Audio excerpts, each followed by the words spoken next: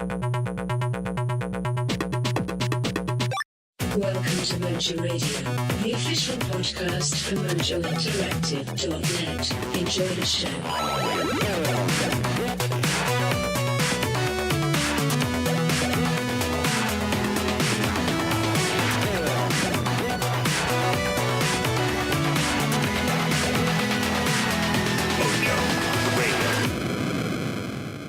Hello and welcome to Mojo Radio, episode 470 for Tuesday, the 28th of August, 2018. I'm your host, Mark Webb, gamertag, Pearson ID, Steam ID, Webby 317, and joining me on this fine evening is... Finally starting to feel human again, it's Zazza. The human Stitch, since they switch. And Daddy Ikin, the return. He has returned to us. Also, you rhymed, that was good. You should become a poet. Poet You know for it. our age. Yes. God. Run into freaking blow poetry. Brilliant. Yeah, so it's been a really good week for gaming for me this week. I don't know about you guys. I've managed to get quite a lot of gaming time in. So I'm going to get straight into it because I'm very excited. And this game has excited me muchly, and that game is the Shenmue 1 and 2 HD remasters. So these came out on the Xbox One, PlayStation 4, and on PC on Steam, which is awesome. I'm a little bit disappointed that Shenmue 3 is going to be a PlayStation 4 and PC exclusive, however. But obviously I'm still going to pick that up on PC, but it just feels... That was a bit odd. I think they helped bankroll it, didn't they? Well, but it was out on... was it Shenmue 2 came out on Xbox originally, didn't it? Yes. Yeah, well, obviously Sega and Microsoft had a little thing going on, didn't they, back then? Mm. Anyway, so getting into... I haven't played the Shenmue 2 remaster, but I have played a hell of a lot of the Shenmue 1 remaster. I'm actually about 2/3 through the game. Wow. This is how much I've been playing it. Jeez. So the original Shenmue came out on 3 discs. I am now on disc 3, if you were playing on the Dreamcast. So I am very far through this game. I've put quite a lot of hours into it, and it's just been a really enjoyable experience. Now, I just want to get a few things out of the way regarding this remaster. One, the tank controls are still there, but you can use the right thumbstick to look around, so that's fine. But because the control scheme is set, on the old Dreamcast style, the controls are still very awkward within this game. You will find yourself getting, walking into walls every now and again, or getting stuck and not knowing, having to move the camera angle just to move your out, move yourself away from being stuck in walls, etc. Just like in real life, then. Yes. The second thing that I want to say that is not so good within this game, I've got the game on the English voice acting, and I know a lot of people will have this on the Japanese voice acting because that's how the original Dreamcast version came out in Europe. Was it? Yes. I can't remember, actually. It's a while back. Yeah, so the English voice acting is at a very low bit rate because it's been ported exactly from the Dreamcast version. So the audio quality on the voices is really, really poor. It sounds like it's been recorded on a mobile phone or something. Oh, fantastic. So you really have to look past that. But some highlights on the game for me, just regarding the graphics. The game is in widescreen, which is really, really cool because the original game is in 4:3. It's been up-res to 1080p. So the game, for a 20-year-old game, it actually holds up very well. It looks fantastic, in my opinion. But one thing that I do find quite amusing is all the cutscenes are in 4:3. So you're going from widescreen gameplay to the cutscenes, which are in 4:3. It doesn't detract from the experience at all, but it's just something that I find quite amusing because, it's a game of its day, right? They've not remastered the game. It's literally just a port where they've just added the widescreen functionality and, just up-resed it, right? So I do feel that if you've never played a Shenmue game, you might be a little bit disappointed because of its age. But for someone like me, who's a massive fan of the series, I played the original on the Dreamcast and I played the second version on the original Xbox. For me, it's a great trip down memory lane. And, you know, when you play a lot of retro games, you sometimes look back at them with rose-tinted glasses, and then when you actually play them again, like 15, 20 years later, you think to yourself, fucking hell, I can't believe I enjoyed that. It's part of shit now. It looks awful, like a lot of PlayStation 1 games. But I am really, really enjoying this, because I wouldn't have put in the hours that I have already if I wasn't enjoying it. I've used every spare minute of my time at home, really, when I've had access to my TV to play it. I'm just going through that story again is just absolutely fantastic. So if you don't know the premise of Shenmue, it's not really a spoiler because it happens right at the beginning of the game. So beginning of the game, basically, is there's this bad guy called Landy who comes into your father's dojo and he's after this mirror. It's a Chinese mirror. So basically, he beats the shit out of your dad and kills him in front of you, and he knocks you to the floor, and you're like, oh no! And then basically, the rest of the game is about you getting revenge on your father's death. But the end of Shenmue, that doesn't happen because it carries on into Shenmue 2, and then obviously Shenmue 3 is coming out next year, which obviously carries on that story. Now, what I really like about it, though, with the story, because it's very Japanese, it has a lot of the Japanese culture, you know, with the dojo and the way the houses are laid out, and there's a lot of history involved with a lot of the Chinese as well. And also what I really like about it, again, it's very much a product of its time. You know, in games that are, you know, like modern games, you get a mission and then you get a waypoint to go to that, or if you're in an open world game, like with a driving game or whatever, it gives you the route to go, right? Within this, you get more immersed in the world, I feel, than even modern games with better graphics, because there's none of those waypoints. So you need to really look at your surroundings to find, oh, I need to go to this certain shop to get this item, or I need to go, I don't know, to the travel agents for my next mission to talk to this person. Then you're actually walking around these areas, looking at the shop signs, so you know where you're going, right? And if you don't really know the way, you stop and talk to the NPCs within the game, and he'll say, oh, can you tell me the way to the travel agents? And they'll go, oh yeah, it's down the street, first left and first right. And then you're like, that's fucking awesome, right? And you know, it's just, I really like that engagement, and it's just makes the world a lot more believable. One thing I will say, though, is my memory of the game was that the world was a lot bigger than it actually is. There's only 5 areas in the game, and they're not actually that massive, and you do go back to a lot of areas over and over again.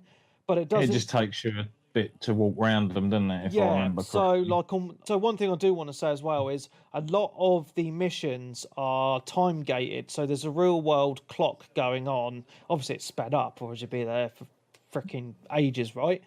So shops only open at certain times and they close at certain times.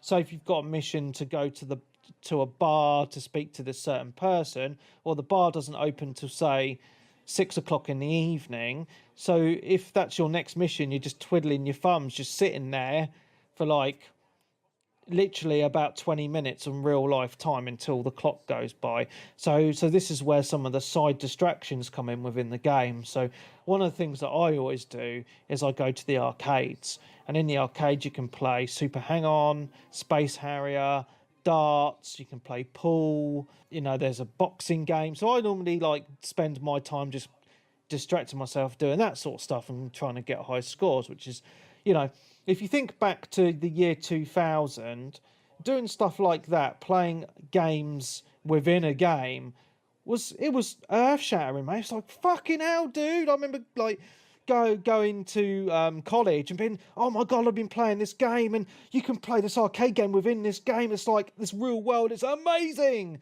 You know, it was really, you know, a product like ahead of its time when it came out, and I think that's why a lot of people hold it in very high regard even today, right? It's kind of a genre-defining game. So apart from that, it's absolutely fantastic. Some of the time waiting stuff is very annoying. So one thing that I get very frustrated with is waiting for the bus. Now, I don't do public transport in real life. I get annoyed with that in real life. Yeah, so one of the later areas in the game is this dock area where you can go and get a job as a forklift truck driver, right? There's a lot of memes online about this. But to get there's no fast travel. So after a little way through the game, when you leave your house, there's a fast travel option to get to certain areas within the game, like in the world, but you can't get to the docks. You need to fast travel to the town, walk all the way through the bloody town, go and wait for the bus. And the buses come at past on the hour during the week and 1:45 on the weekend. So if you've just missed the bus, then you're waiting for about 5 minutes in real world time for the bloody bus to turn up. And that's quite frustrating. But apart from those time gating aspects, the combat is really, really fun. Very, very difficult though. And it was one of the, I believe, tell me if I'm wrong, it was the first game to introduce QTEs into the gaming genre. And those QTEs are very, very difficult. I remember a few sort of chase scenes. But yeah, regarding the combat, I believe, I know with the second game, there is a part in it where you can actually take part in like an underground fight club against different people. If I remember correctly, it was like a tweaked version of the Virtua Fighter fighting engine that they used. Oh, okay, that's cool. At the time. Yeah, as I say, I've only played the first one on the remasters, and I know the world in itself in the first game is smaller than the second game. I believe the first game is also shorter. It's quicker to complete than the second game. You're going to go straight into Shenmue 2 after you've finished the one, then, Webby? Oh yeah, I mean, I want to get them done just to have the story fresh in my mind, because Shenmue 3 actually has a release date now. It's August 27th, 2019. So I know we're a year away. It's a year tomorrow, but I'm really enjoying them. So, cool. I mean, I might have a small gap. I might play something small in between that time, but I think realistically, because I'm enjoying the first one so much, I may just say fuck it. I just want to carry on playing, and the experience to me will be like just playing one long game. Yeah. Or just jump into one of the Yakuzas or something, because you've probably noticed quite a lot of similarities. Yes, there is a lot of similarities. Set outs and everything with it. Well, Yakuza Kiwami 2 is actually out on Tuesday, and I'm going to pick it up. So I want to play that because I've not played Yakuza 6 yet. So I'm thinking I'm going to play Kiwami 2. Maybe and then the other later. Well, I might even leave it and play the other remasters when they come out, because I believe they're going to come out next year. Play the whole series in order. Yeah. Compliance. You've gone. Do you know what? I think the whole Discord thing's going shitty. Yeah, maybe, because it just went yellow and then went green again. It went red and disconnected me and then came back. So yeah. So before the interruption, we were carrying on with the chat with Shenmue. Yeah, so I just wanted to say, I'm thinking of just playing the second game straight after the first one, because it will feel like just playing one big game, because the end of Shenmue, he gets on the boat to China, to Hong Kong, right? And then the beginning of the second game, it literally just carries straight on where he's landing in Hong Kong from that boat. So I think that might be a really cool way to play it. Yeah, I reckon. I mean, like, when you played the first two, I mean, I can't remember how long was between the releases, but you wouldn't have done that the first time around. No, there was a big gap, I believe. An even bigger gap by the time the third game comes out. Yeah. That's pretty nuts that, the last game in the sequel's coming out like 20 years after the original. It's pretty nuts. Yeah, like he finds Londi in an old folks' home and just gives him a backhand and walks off. It's pretty cool because they released a new gameplay trailer at Gamescom, and it's pretty interesting what they've done with the art style, because the graphics look good, but they're not like super duper amazing. They look very Dreamcast-esque, if that makes sense. That's what you want, because otherwise it would feel completely disconnected from the other games if they went too far with it. I quite like the route that they've gone, because it feels very Sega, feels very Dreamcast in how they've done it, because in that era of games, all their Dreamcast games had this kind of, they all kind of look similar in a weird way, if that makes sense. Very much how N64 games all looked very, very similar. So, Yeah. it's like cardboard. But I think the remasters are cool. One cool thing, if you've got it on PC, however, is there's already some HD up-res mods that the community have made, and they've mucked around with the game to make it look even better. So that's a pretty cool option as well with the what's it called? The Steam, not the marketplace, the workshop, the Steam workshop. So I think that's pretty cool. Anything else you want me to mention on Shenmue? I think I've pretty much covered it, to be honest. I think yeah. Okay, so I have played another game this week, and I have finally caught up with the story. That is Final Fantasy XIV, A Realm Reborn. And how is it? Oh, so good. So me and Darren actually did a couple of dungeon runs today, which was pretty cool.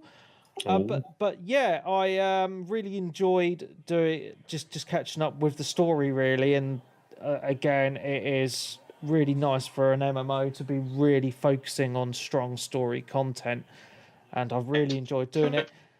I've really enjoyed the raids as well. Yes, Darren, you sound like a robot. I really want to sort this voice out. I think we might have to go to Skype, you know. This Skype update is shit. It is, mate. It's so hard to use. It's like, where's my contacts list and the call I'm in? Yeah. Just fuck off. Yeah. It's typical Microsoft, isn't it? You know where everything is, and then they update it, and it's like, where's it all gone? It can just. At least the voice quality sounds a bit better than Discord, though. Well, yeah, it's does, a dedicated actually, voice thing. I'm actually I'm on the TeamSpeak website at the moment, just looking at maybe like the free server, just as an alternative in the future. Oh, okay, yeah. Bless you. Oh, I can. Is the one where it's like a user is disconnected from your channel, and yeah, but you can customize that because TeamSpeak. I mean, I can just download a free server license and spin up a TeamSpeak server as a VM that people can connect That's to pretty if cool. we We need to. used So TeamSpeak for Final Fantasy, didn't we? I don't know if you ever jumped in there. Yeah, I did, yeah. oh man, I've gone through everything. I've used to use Ventrilo, TeamSpeak, fucking everything, really.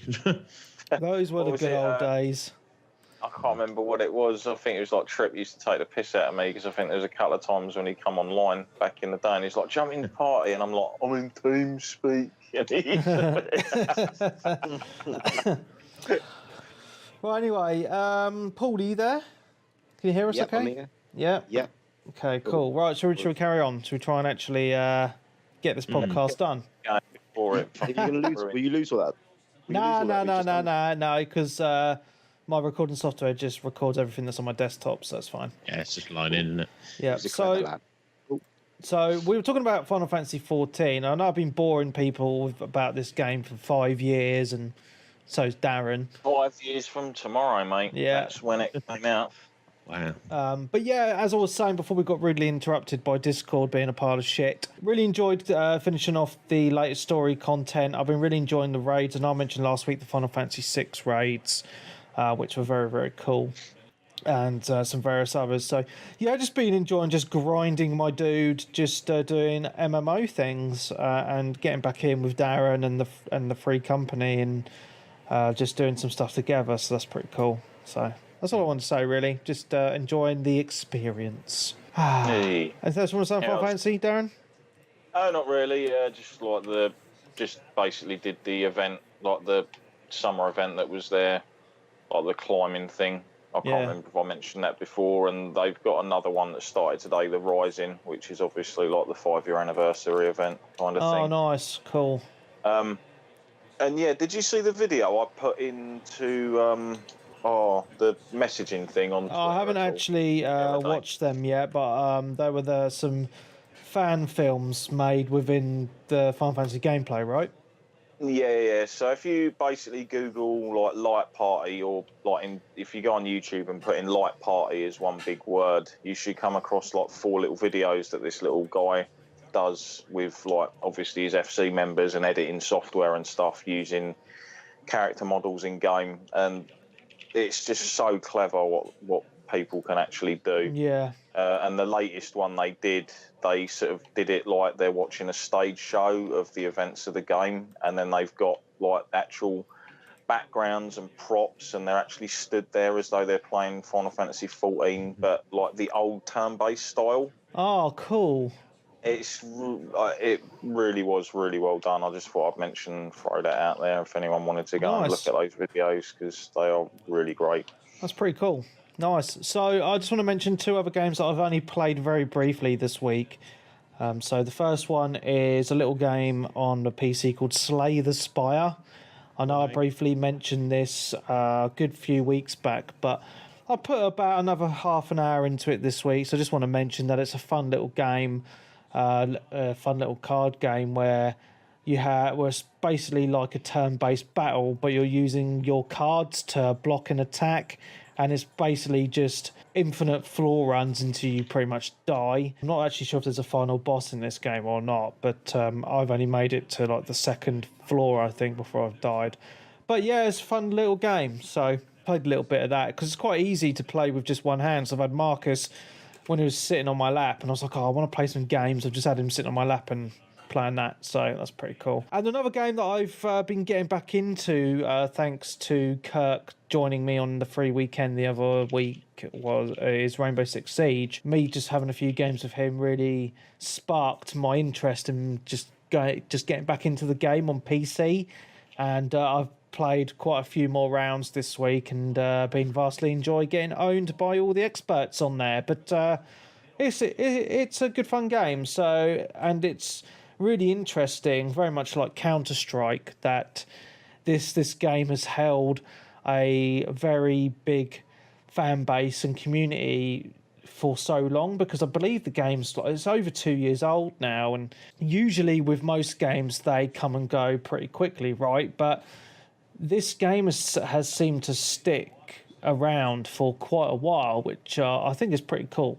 So I'm looking forward to playing some more of that. Well, they've been drip feeding extra operators and stuff, haven't they, every year? I don't know if there's any more due out soon, is there, or have they pretty much stopped that now? I'm pretty sure there's going to be more coming out.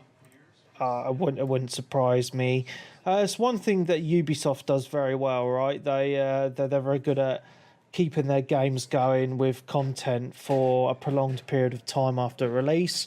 It just keeps people interested and engaged, which I find very interesting about For Honor, because that game didn't do very well, and they're still pushing out content, and it's now the base game you can actually download for free on PC and Xbox at the moment. I think it's so they get you hooked, so you buy some of the DLC, but it's just quite interesting, because it's like, fucking hell, they're even still bringing out content for their games that didn't sell very well, so... Well, I think they are going to be they are pretty much the first company that is basically going down this whole live service business model of basically giving you an incomplete product, and then drip feeding you the rest of it over time to keep people engaged. Sometimes engagement for certain games is a good thing to a certain degree, but I'd still much rather have a full game, be done with it, and then move on to something else, because we've all got games we've needing to play, and you don't constantly need all these games that just keep going and going and going and going. I mean, it's a bit annoying in that. Yeah, no, and I completely agree. I read quite an interesting article today. I did put a link on Twitter.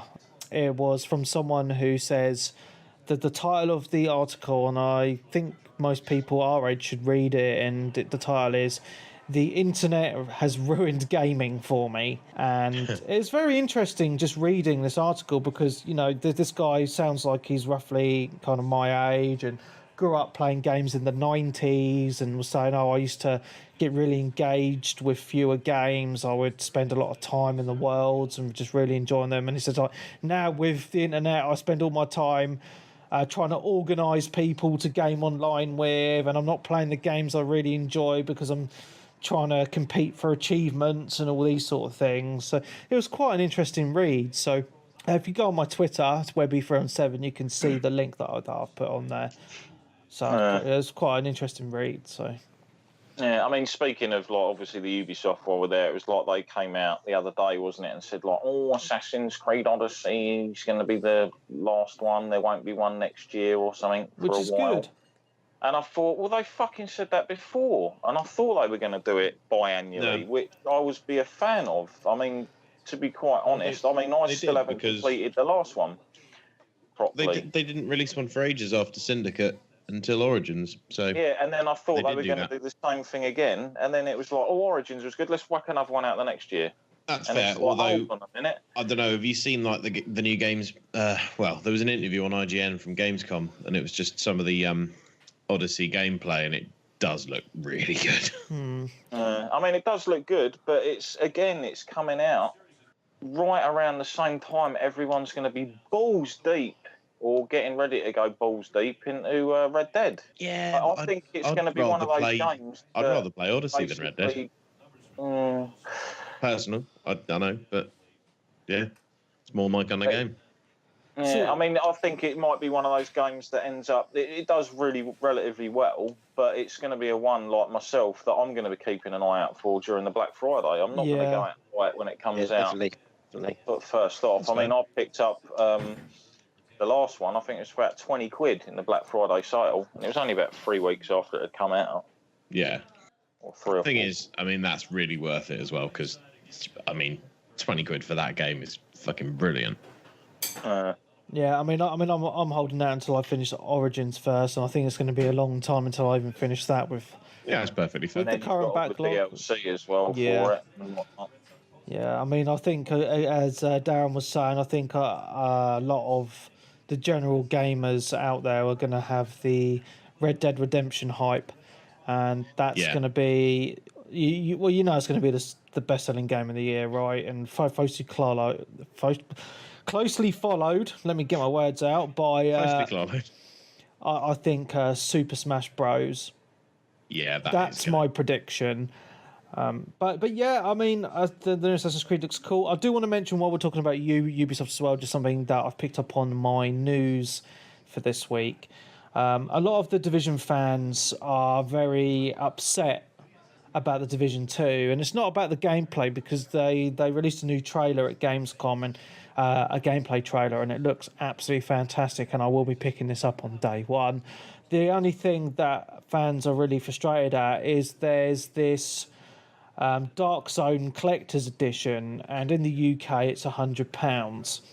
Well, you can pick it up for £90, I believe, on Amazon. I may or may not have pre-ordered it. But this edition is the most expensive edition, and the thing that fans are annoyed about is part of the perks from buying this is you get extra stash points on your dude, so you can hold more items than everyone else, which people are saying it gives an unfair advantage because they can hold on to more items. Now, if you've not played The Division, I can see where they're coming from because it's a loot game, right? There's all the enemies are dropping loot, and then if your stash is full, oh fuck, I need to break down stuff or sell stuff, etc. So I think it's a little bit naughty. I mean, I don't know how many extra slots you're going to get, but I mean, the statue that comes with it is freaking awesome. So. There's two, isn't there? There's two versions of it. I mean, that's the thing. You've got the confusing multiple editions of, like, even going back to, like, Assassin's Creed. Yeah. There's an ultimate version of Assassin's Creed that's, like, the third rung down on, like, the best editions. And it's like, that's quite clearly not ultimate then, is it, you fucking tit? But yeah, with this one, there's like a Dark Zone edition, and then there's another edition. Don't get me started on the fact that I'm a bit pissed off there's a Dark Zone in the next one anyway. Hopefully they handle it a lot different than they did in this one because it only was actually worth doing, in my opinion, like about a year after the game had actually come out. Because it was just a troll fest at the beginning, and if they do the same thing, it's going to be the same thing again. People just getting ganked by people who just camp in there just to be arseholes. One thing that I am finding quite interesting, though, Darren, is they've remodeled Washington kind of at a 1-to-1 scale, and you can go into the White House and other various touristy destinations, which I think is pretty cool. I mean, they did a pretty damn good job of like doing parts of New York, to be honest, as well. Like, it's still one of my most interesting worlds to go around in games currently. I still think it is a pretty fantastic looking game, great lighting, etc. But as well, it's also another one of these games I've noticed as well. It's like pre-order to get the beta. Yeah, So well, you pre-order to get the beta, and then I realised that when they were asking you to register for the beta to get on the beta, that means like your fucking second choice, mate. Well, I mean, I've registered for the beta, I believe, on PC and Xbox. I signed up ages ago. I've also pre-ordered the game on Amazon, so I assume I'll get a code through there as well. So yeah, it'd be interesting to see if the pre-orders get the codes before the people who signed up. I think they will. I think they've already said that is going to be the case. Well, I think that's a bit shitty. It is very shitty. Also very shitty is this whole pre-order now and play the game 3 days before everyone else. Oh, yeah, because, well, Forza does that as well. It's scummy, mate. It is fucking scummy. It is a horrible fucking tactic. It doesn't work for the fucking people who buy physical fucking copies of the game. Well, it does, because they send them out 3 days early. But do they? Yes, because I did that with Forza a couple of years ago and it came through. Well, that's fair enough then. Yeah. But I know not everyone actually fucking does that. There's certain ones where it's like, oh no, that's only for the digital. And it's just like, no, just fuck off with that shit. Just bring it out on the same day for everyone else. Actually be fair. Yeah, I do agree with that. Fair fucking shit. You know what I mean? But like these games companies can't. They're just fucking money-hungry leeches, mate. Yeah, I mean, get on my fucking tits with all their bullshit tactics. The thing is, right? I know like for me personally with video games, I've kind of given up on pre-ordering stuff.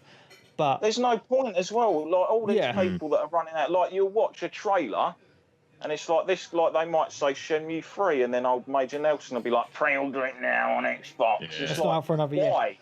But I will say though, digital, so they're not going to sell out. But Darren, I will say, like, I've given up on pre-ordering most games, but if it's a game that I know I'm going to be playing a lot and I want like a certain, say, collector's edition, don't get me wrong, collector's edition, and then I will pre-order. Fine. Yeah. Or like an MMO launch, let's be honest here. You pre-order that stuff because you want to be logging in from minute one, right? Right, yeah. Yeah, you don't want to, like, yeah. I mean, I remember queuing fondly for a couple of World of Warcraft expansions, but at the end of the day, digital deluxe. Boom. But it's just I think pre-ordering it is crazy in the gaming industry because you don't see it really in any other entertainment industry at all. Well, you do. Yeah, but it's not as prevalent as in the gaming industry. It's starting to get it. I remember when like they were advertising Deadpool on the telly. Yeah. And then I think when I was going around on the Xbox store or their entertainment-y bit, it was like, pre-order Deadpool 2. It's like, it's not even out of the cinema, you tit. Like, what are you on about? Like, there's no point pre-ordering anything digitally. Unless you want it like the day or so before, so it's preloaded and ready to go. Like that's it. But you don't need to pre-order months and months in advance. And shall we go into the this kind of leads well into the whole Battlefield thing again, doesn't it? Yeah. So I was.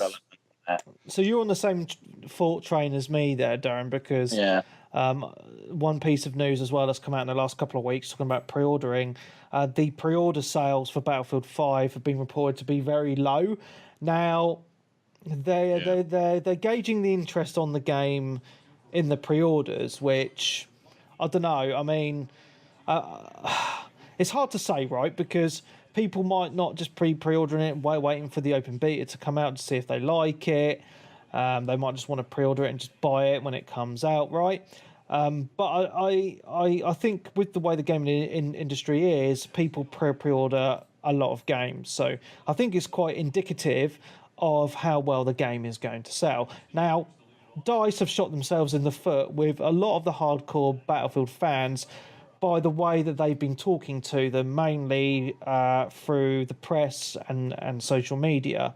Now, rightly or wrongly, the fans have said a lot of things, right? You can agree with them or not, but the way the studio has come out and said, well, if you don't like it, don't buy it, is completely the wrong thing for them to say. And to be frank, whoever is in charge of their PR department should probably get fired, because... Well, the person who actually came out with that has actually left the company. Well, good, because you know what?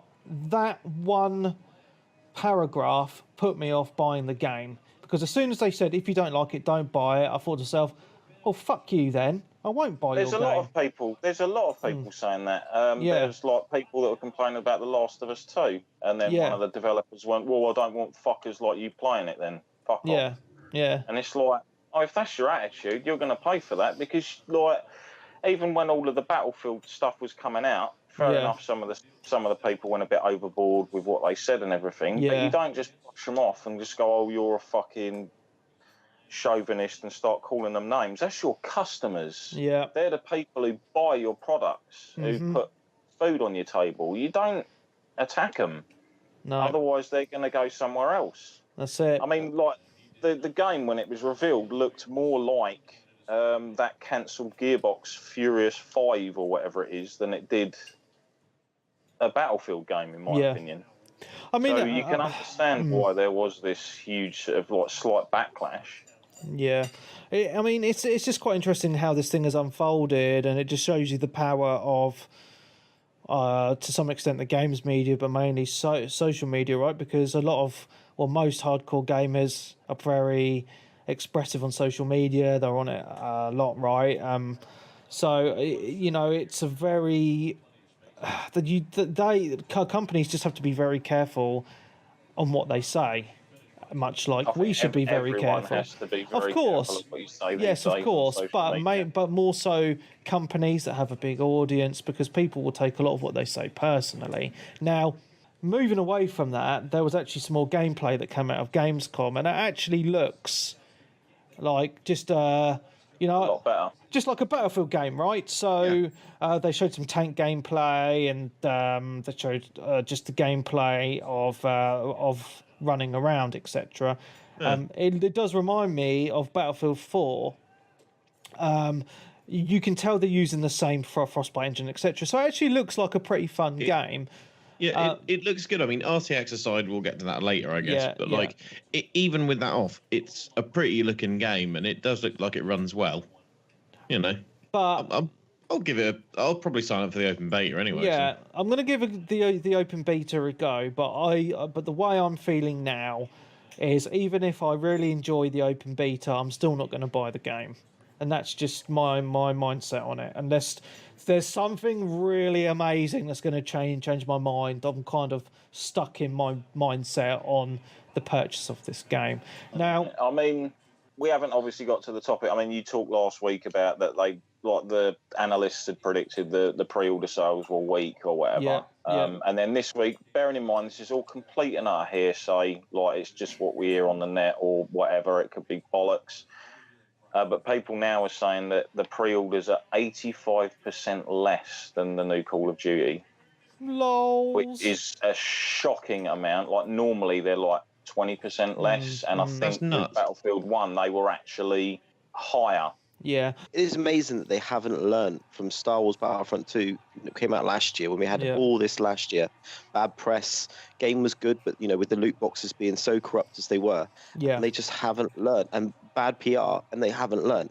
Yeah. That must just be that's a PR, not a own business, that's a PR nightmare. Yeah. And I just can't believe what you're saying, they haven't kind of fixed that in a way. It's unbelievable. Yeah, I just want to put it out there, right, that I don't think the main reason for the lack of pre-orders is just the way that they've been speaking to the customers on social media. It's got multiple factors. People have an umbrage with the company in general. Yeah, I mean, as well. EA as a company, people have lost a lot of trust in, and it's not, and it goes back to, as you said, Star Wars. It goes back to Battlefield 1, and then it goes back to Battlefield Hardline before that as well, which was a total piece of garbage, right? So there's been multiple Battlefield and various other shooters since Battlefield 4. And when did Battlefield 4 come out? Like 5 years ago? So you go back, like, within, like, 5 years, there's not been, in my opinion, a really good Battlefield game in particular that's been really popular. I think they've kind of lost their way a little bit. And I think the customers have just had enough. But they're not learning. That's the thing. They're not learning. They're not learning from the mistakes, which is amazing. I mean, one of the issues I generally have when a company moves away from sort of, let's say, they start changing a game franchise and taking it in a direction you don't want it to go. One of the reasons I will usually shout out and be like, no, about that is because that company might be the best company at making that type of game. And no one else is going to pick up the slack if they decide to move away from that. Traditionally, there'll be people that come along and do a similar kind of game, but it will never have that exact gameplay and feeling to it that their games actually have. And that, to me, as a gamer and a fan of a franchise, is really frustrating, because then you're like, oh, it's dead. It's completely dead now. Cheers. Sad face.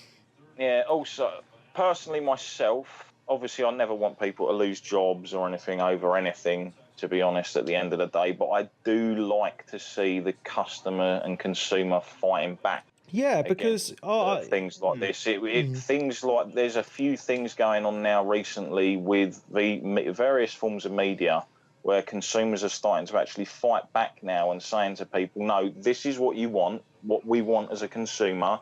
You either give us the product we want as a customer, or we fuck off. Yeah.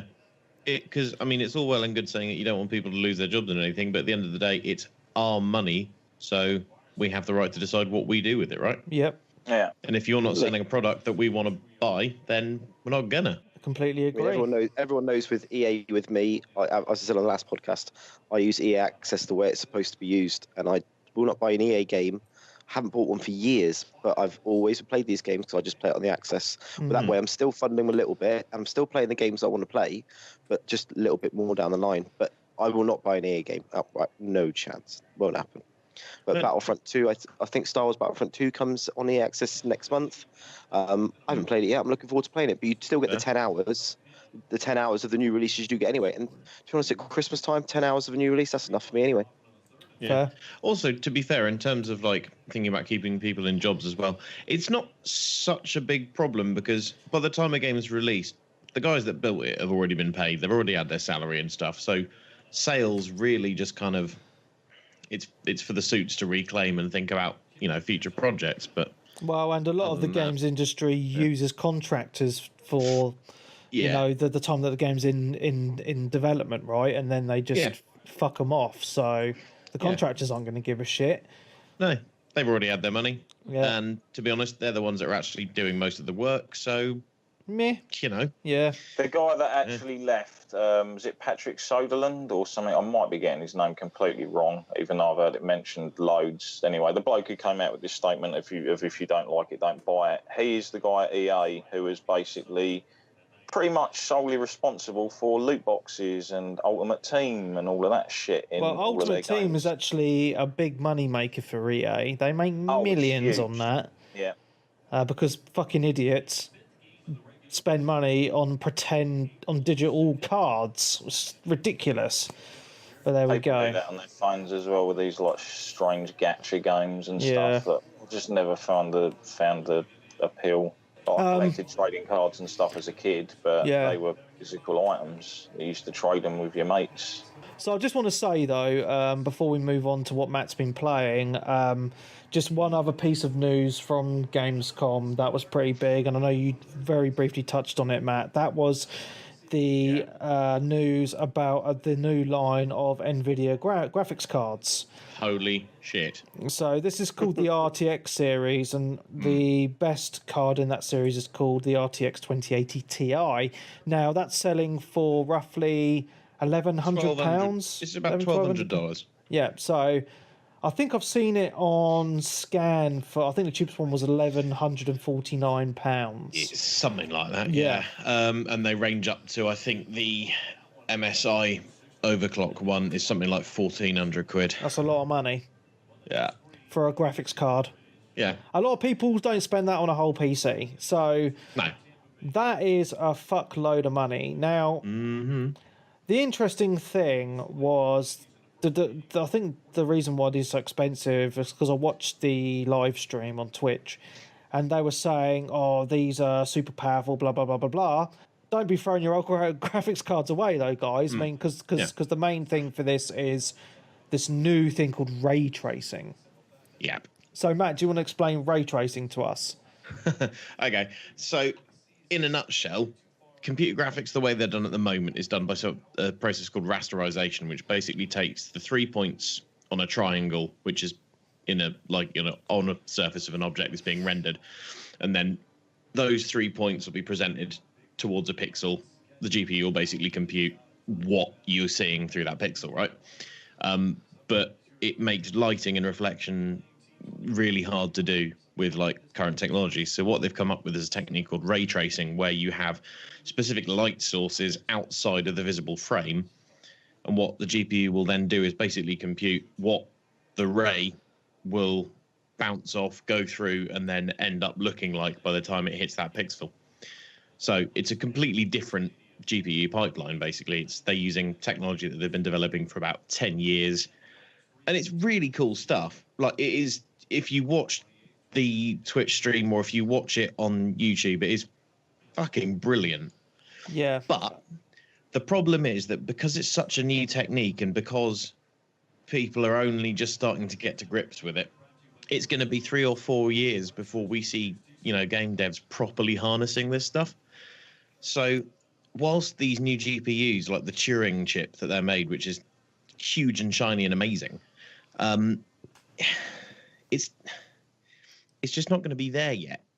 Yeah. So current tech's going to take 2, 3, 4 years to phase out, which means that the 2080 series specifically, you're only seeing sort of 20, 30% performance increases if you're lucky on modern games. So you're better off saving for, your next mortgage rather than buying this brand new graphics card, to be honest.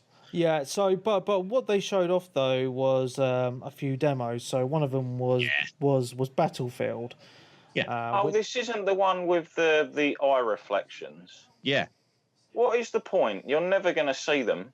It's not so much that. That's the thing. That was just instant tech. I know it's obviously a tech demo thing, but I was like, you're never going to see that in games. You're not going to pay attention to the fine detail, but the fact that it's there is something that you might not specifically notice straight up, but it will contribute to a huge sense of immersion, I think. In cutscenes it will do, but in gameplay, do you know what? Your character model's always going to be too far away to even notice a reflection in someone's eye. Yeah, but it's not all about that. It's about just going to see the glint. It's going to be the scene as a whole. You watch that video and further forward, and you've got the bit where they've got that flamethrower firing off the crocodile tank. Yeah. The whole scene lights up. There's reflections of literally everything, and it looks just gorgeous.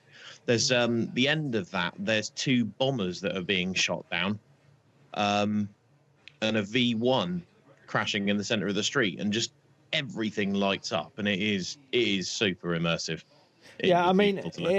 It looks cool, and don't get me wrong, I think it looks cool, but one thing that really is making me laugh with this, because a lot of gamers now are all about, mainly console gamers though, are all about 4K, and PC gamers are mainly 1440p maybe. I mean, I know a majority of gamers are still 1080p, right? But the big thing is resolution, right? So, but the thing that they're touting with these RTX cards with the ray tracing is they're saying, oh, we can run this game at 60 FPS with the ray tracing on at 1080p, and straight away people are going to be like, 1080p, what? Do you know what though? You had that demo that they did. What was it? The Unreal 4 engine Infiltrator tech demo. Yeah. That was running in 4K at 60 FPS locked. Okay. I mean, fair. that was impressive. I mean that seeing that at 60 FPS in real time is off a single GPU is unheard of. So these have got some serious grunt to them. Well, technically, if this is a whole new way of processing game graphics moving forward to a certain degree. It's a good job that this has all come out now before, obviously, a couple of years' time when the next lot of consoles hit, because they're going to have to basically try and incorporate all that. Otherwise, they're going to get kindly left behind again. Well, it's seeing what AMD do, right? Because the console manufacturers always go towards AMD chipsets, right? Because they're cheaper. So unless AMD can play catch up now and get some good problem gone, I think with that is that because Nvidia have been developing this ray tracing thing for like 10 years, I don't think AMD are going to be able to catch up particularly fast. No.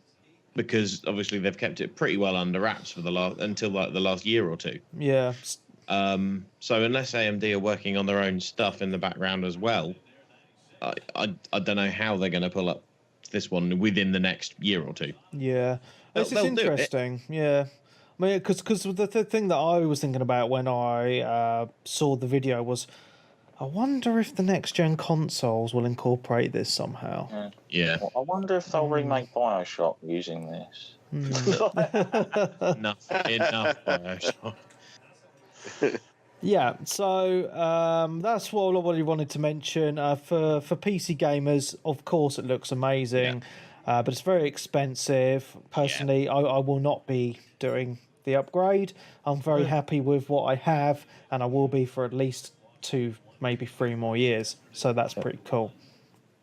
There was one other piece of... I was just about to say there was one other piece of news that I think came out of Gamescom as well, which I don't think you've mentioned, unless I've got a few a bit later on. Was it the pay monthly thing from Xbox? It was not. So, Phil... Oh, has someone got that in the questions anyway, though? That's fine. Yeah. We might as well mention it, Darren, because we're here. So. Do it. Well, yeah, basically, like, they've talked before, haven't they, about sort of like you can buy a console on HP pretty much, which places do already.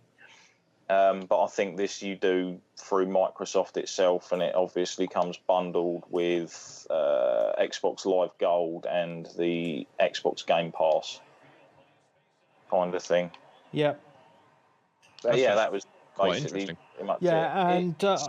And people were going a bit mental online saying, they shouldn't be doing this, but it actually works out at the same fucking price as just buying it straight out. Yeah, people already do this. Like Shop 2 and stuff have been doing HP on consoles for years. Yeah, but this has no interest, which is pretty cool. So, anyway, I do have other news and stuff, but we're going to get to that later.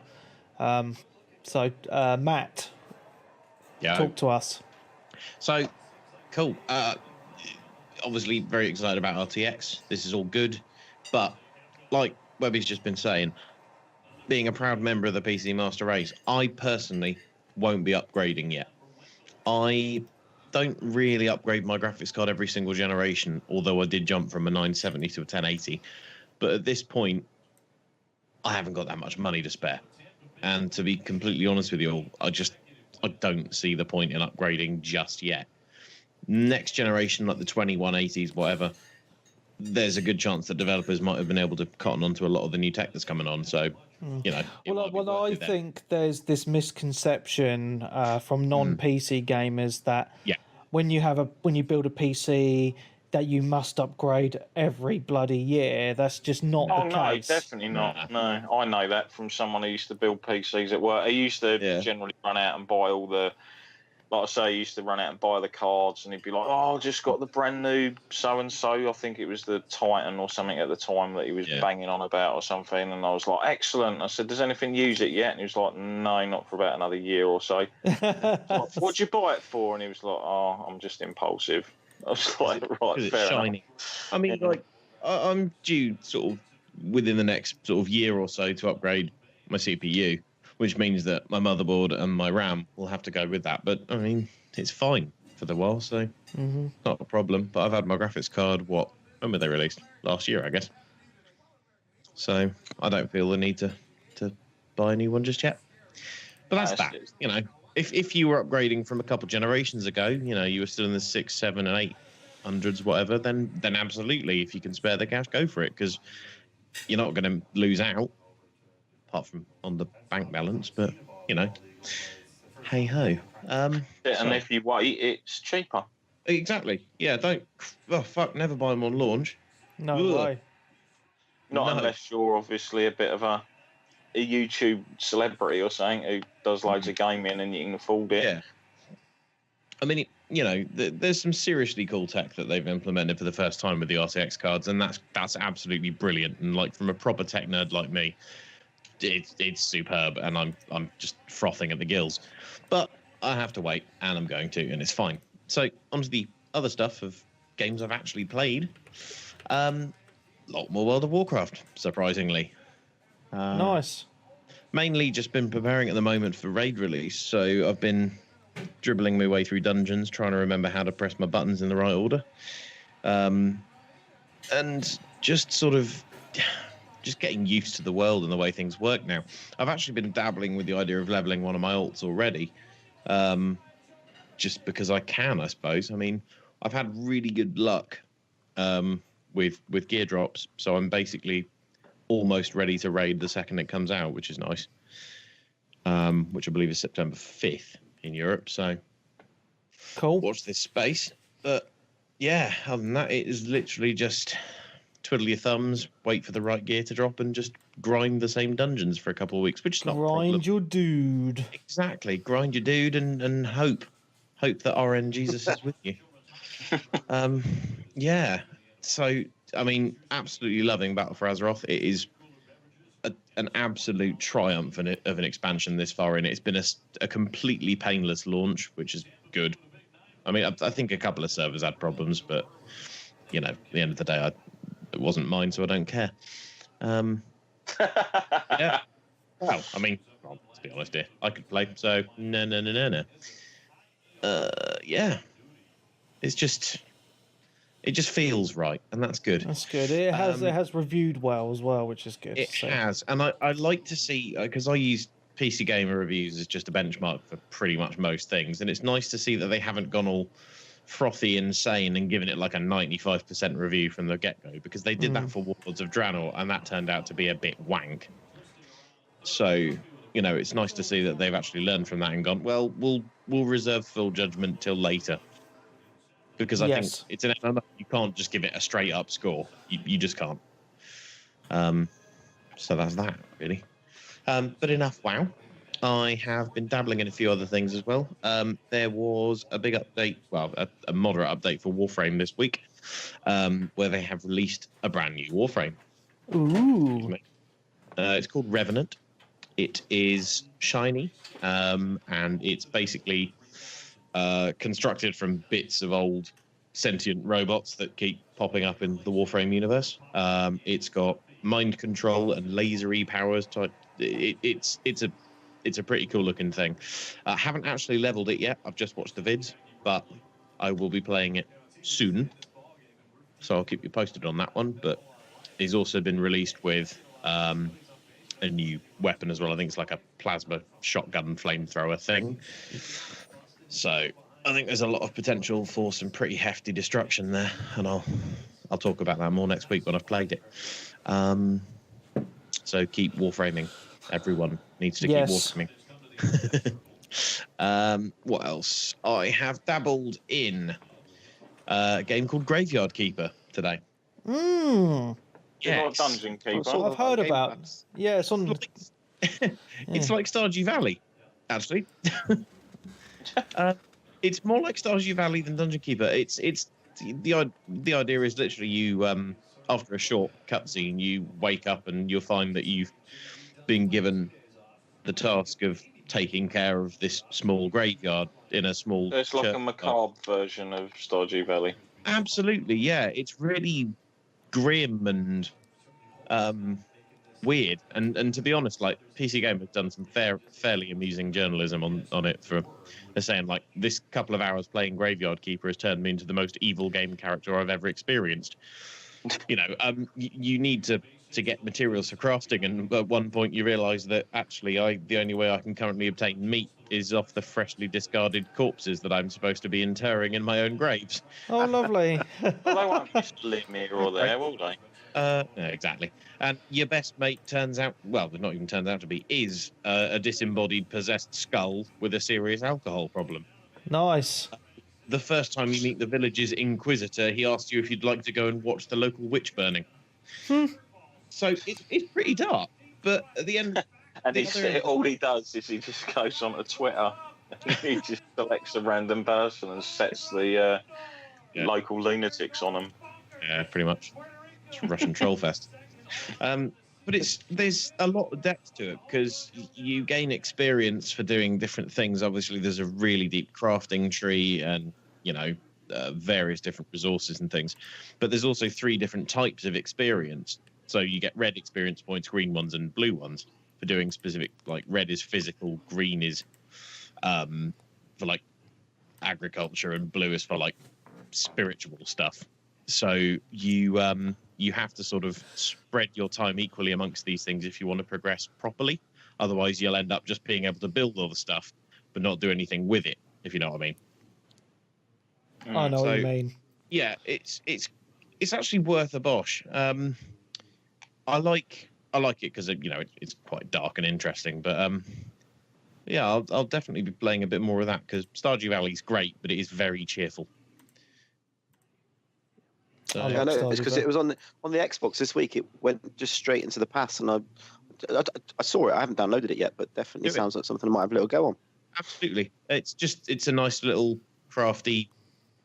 It's there's a lot of building, a lot of crafting, a lot of resource collecting, but there's combat, there's weirdness. So give that one a try. It's cool. Different. Will do. Next on my list is Human Resource Machine. Okay. Sounds like the same game. Human Resource Machine. I actually bought. Rewind slightly. If anyone remembers a game called World of Goo, heard of it? Yeah, I remember.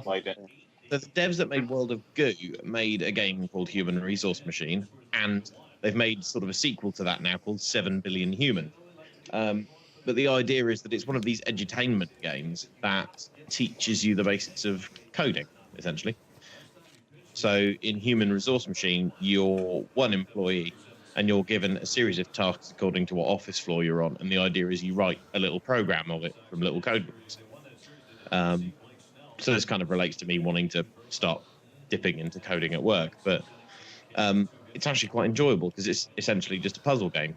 And you're given like little optimization tasks of trying to do this within, only using a max of 10 commands and a total of 25 steps, for example.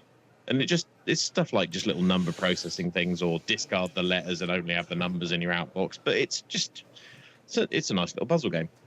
But the deal for the weekend is that if you buy the new one, 7 Billion Humans, for about 11 quid on Steam, you get Human Resource Machine for free with that. Oh, nice.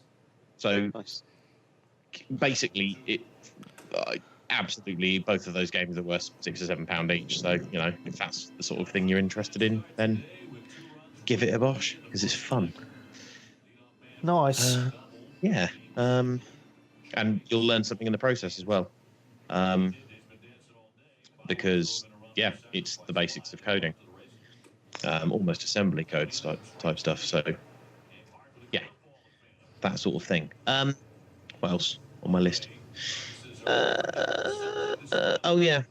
Obviously, For Honor is free this week. Yes. Theme. So I've downloaded that, and it's still crap. Oh, there we go. It's still crap. So enough said there. I mean, the starter edition it was free on Origin, and it's free on Steam. So. And free on Xbox, I think, or wasn't it? Yeah. Oh, 10 minutes in that was just like, no, I'm done with this. I just don't see the point. It's pretty. That's about it. Yeah. So aside from that, I've just got a few bits from Gamescom that have just caught my eye, really. Okay. I can see your list.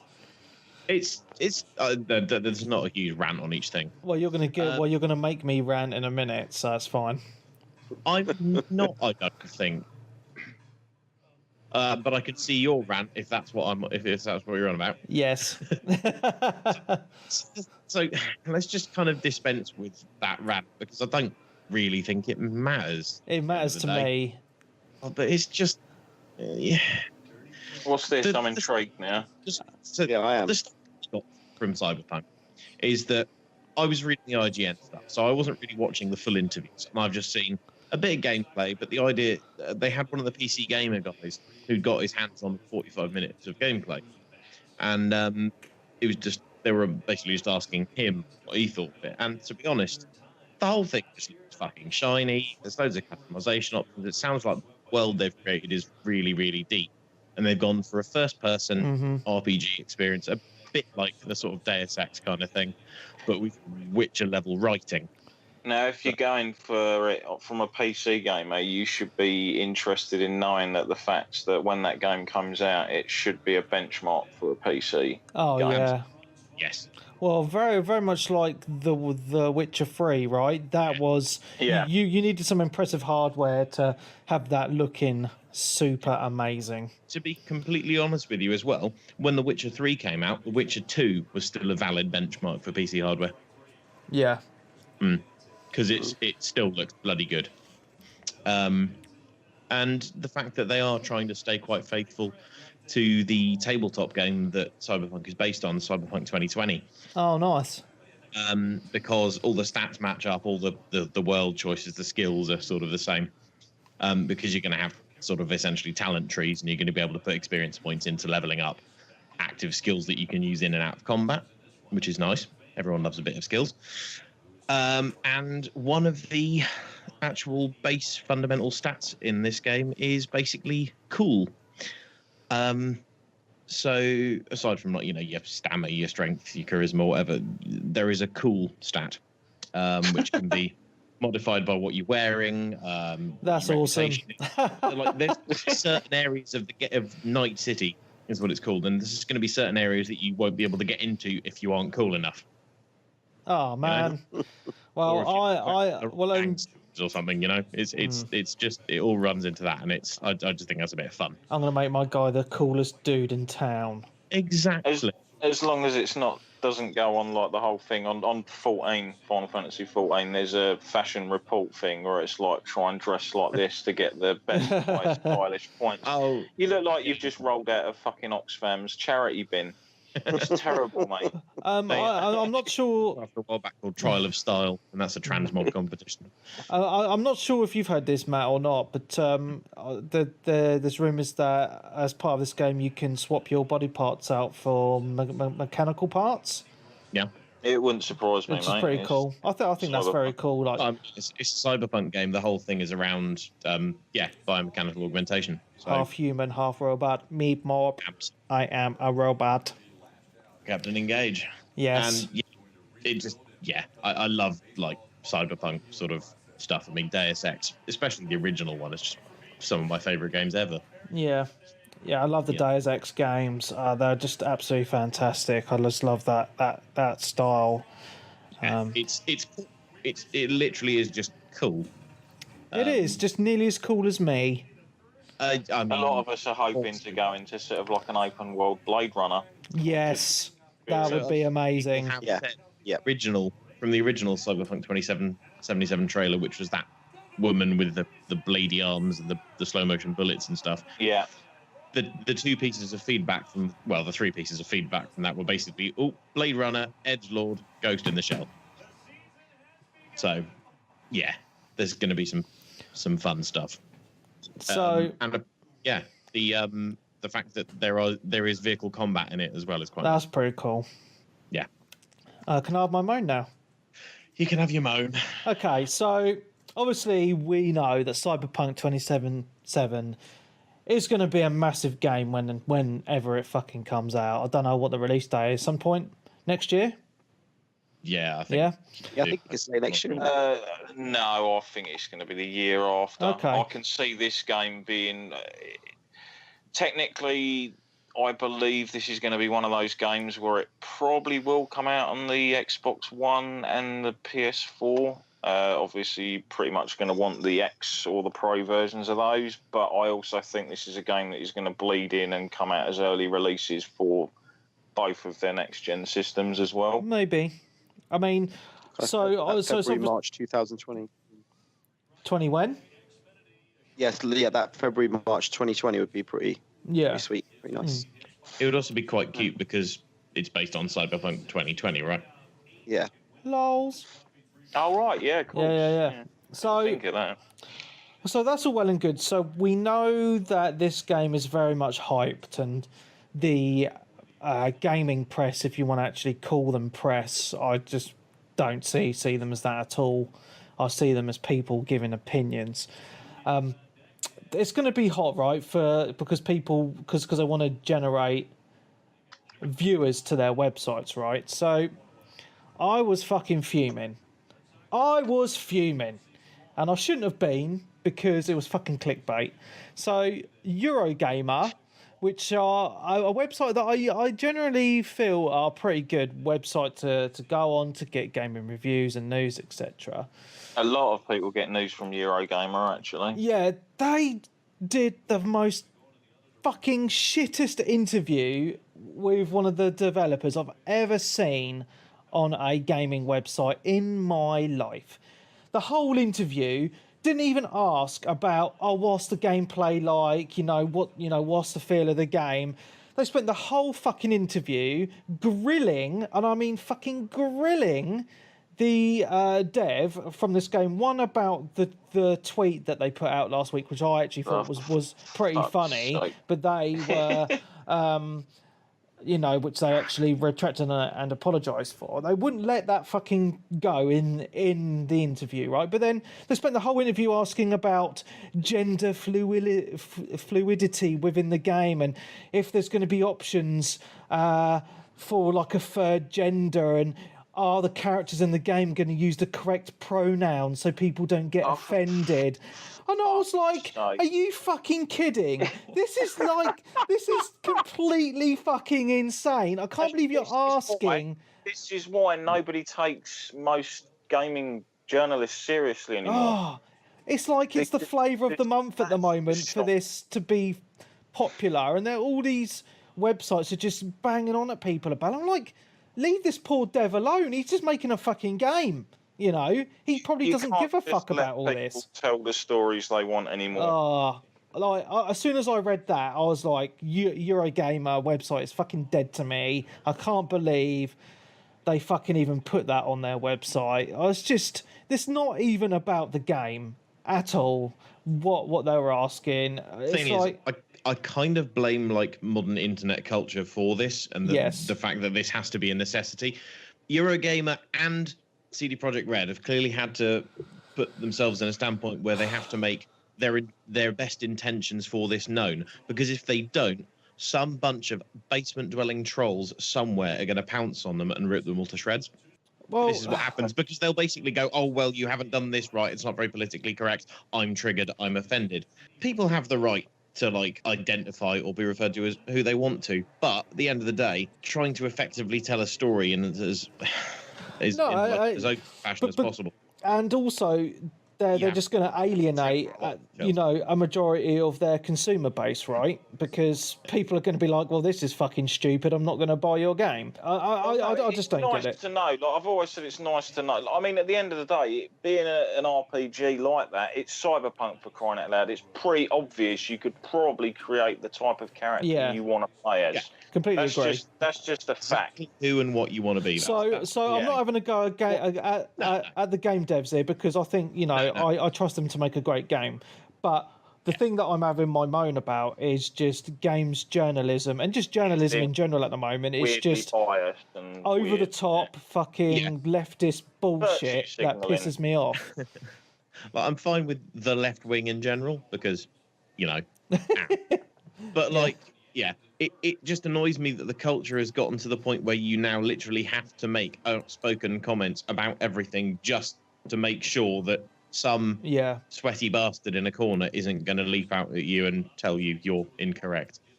because that's just going to start a massive flame war, and we don't want that. We just want to play a game, right? Yeah, and and no that's one it. wins those flame wars. Exactly. It's just people screeching at each other from each side. Yeah, And this is why like Polygon is the worst website for it. I wouldn't touch their fucking website with a 10-foot barge pole.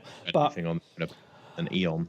I think something needs to happen in gaming culture, gaming media. Just keep your fucking political views, your politics out of games. Let games just be games. Let people play games to escape all this bullshit of the real world. Yeah. Like, just fucking, who cares?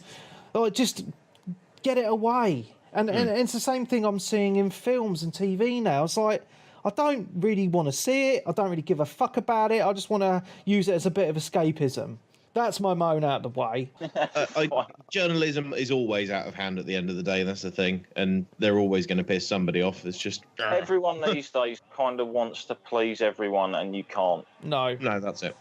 You can't please everyone. Even with, like, you can create stuff. I mean, obviously, we was talking about, like last week, our top favourite games. There are people out there that hate the new God of War. They prefer the old God of War games. Which is fine. They're completely valid to that. That's their opinion. That's absolutely fine. But yeah, you can't please everyone. No, but I mean, I just hate this current culture of people just being offended by everything. You choose to be offended by what someone says. Fucking just let it go over your head. Don't give a fuck. There's more to life than worrying about what someone fucking says.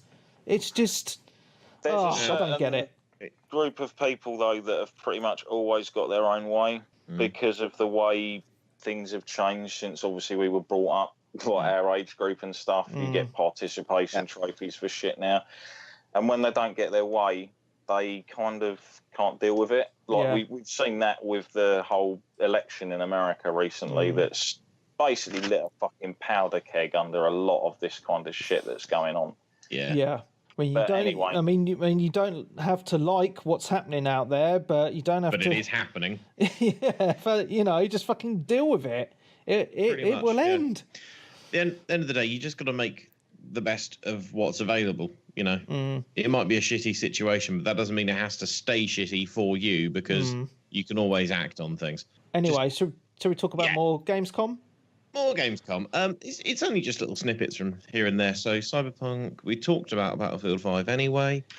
There was a little bit of a gameplay video and interview with the Assassin's Creed Odyssey developers, and I have to say, it looks great.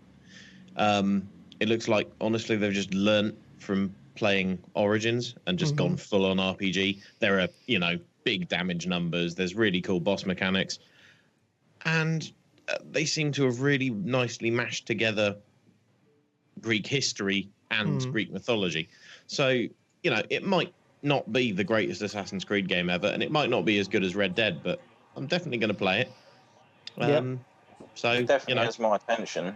Yeah, I mean, like I've always said, like the only Assassin's Creed games I didn't like was 2 and the weird spin-off versions of those. Like the others, I all pretty much got on well with.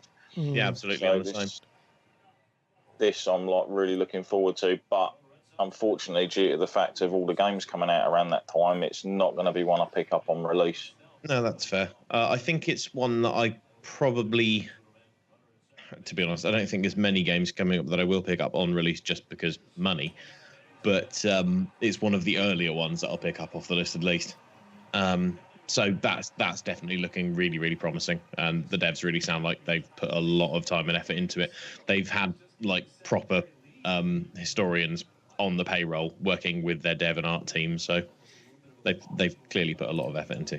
I still haven't got back to play. Sorry for butting in. No. Because they added in like a weird educational mode, didn't they, into the last one, Origins, which I still haven't done actually. To be fair, neither have I. That out? No, I really should.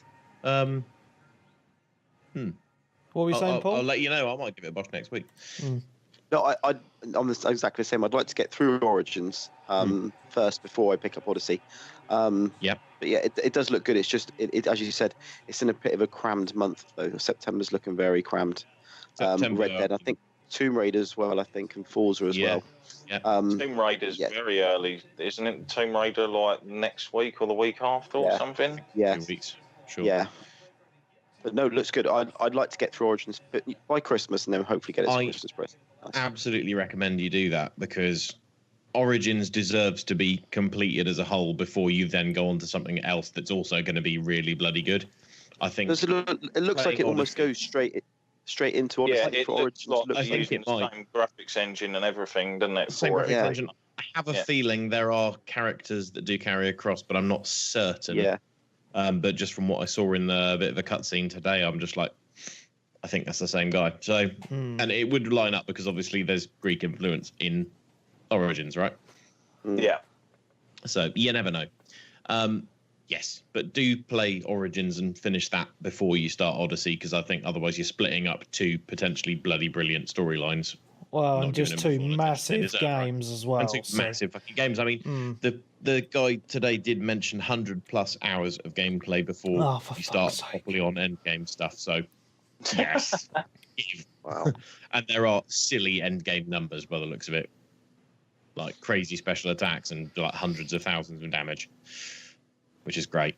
So, other Gamescom little bits. Resident Evil 2 looks sick. Yes. Let's be honest. It just looks really, really good. Cannot wait. Cannot wait. You can keep everything. I'll just have that. There was a snippet of gameplay and a bit of a dev interview from the Kingdom Hearts 3 guys. And that still looks fantastic, I think. The graphical style on that is for a lot of the character models that you're used to seeing in like Disney CG stuff and everything. They've done a really good representation of those characters in their graphics. Definitely. So what they were demoing today was the Toy Story level. Nice. And it was fantastic. I mean, they've upped the party size so that it's no longer Sora +2. It's now Sora +4. Oh, wow. So you Sora, Goofy, and Donald, and in this case, Buzz and Woody. Oh, that's so cool. Right. Obviously, the fights are bigger because there's more enemies. Keyblades now, instead of having different forms, like just to turn them into different Keyblades, they can transform into different types of weapon. Oh, that's cool. Like on the fly as you build combo points. So, for example, stuff they were using earlier was... it was in the Toy Story world, but they were using the Monsters, Inc. Keyblade, because there is a Monsters, Inc. world, which is going to be good, that turns into a pair of mechanical claws, and then once you get enough combo up on those, like some long-range yo-yo type things. Ooh. So they look really fun to use. When is it due out? Next year? It's next year, as far as I'm aware. Oh, it's next year, sorry. Or is it, actually? I think so, yeah. I'm not sure on a precise date, though. Let's find out here. January 25th. Oh, wow.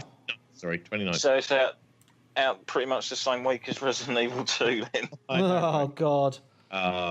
Kingdom Hearts would win over that for me, though, to be honest. It's been so long since I played a proper full-length Kingdom Hearts game. I can live without Resident Evil for a little bit because I've already played Resi 2, right?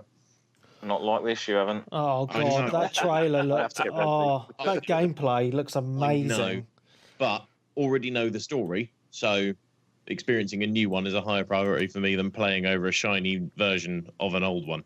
That's fair. Just me, anyway. But they've added new summons in, obviously. I mean, in old games you had, like... I can't even remember. But one of the new ones they demoed today was Wreck-It Ralph.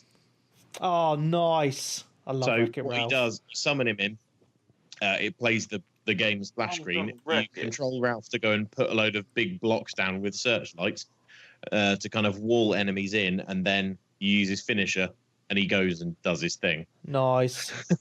And just smashes it all out. It's brilliant. It's just fun to watch. A lot more verticality in Kingdom Hearts levels this time around as well. Before they were quite flat with sort of things to run around. This time there's a lot more jumping over things and flying around. So, nice. I was just chuckling when you was going on about the summons, and I was just thinking, I could have a summon. Has anyone seen like the Monsters Inc. or Monsters University? Oh yeah. You've got that snail that takes the whole length of the film to actually turn up for the first day at school. Have that as someone in the game, and it takes like 2 hours real time to reach the enemy. He could be the first summon you get, and then only appear in the final boss fight. Yeah. That'd be amazing. So yeah, Kingdom Hearts 3 looks superb.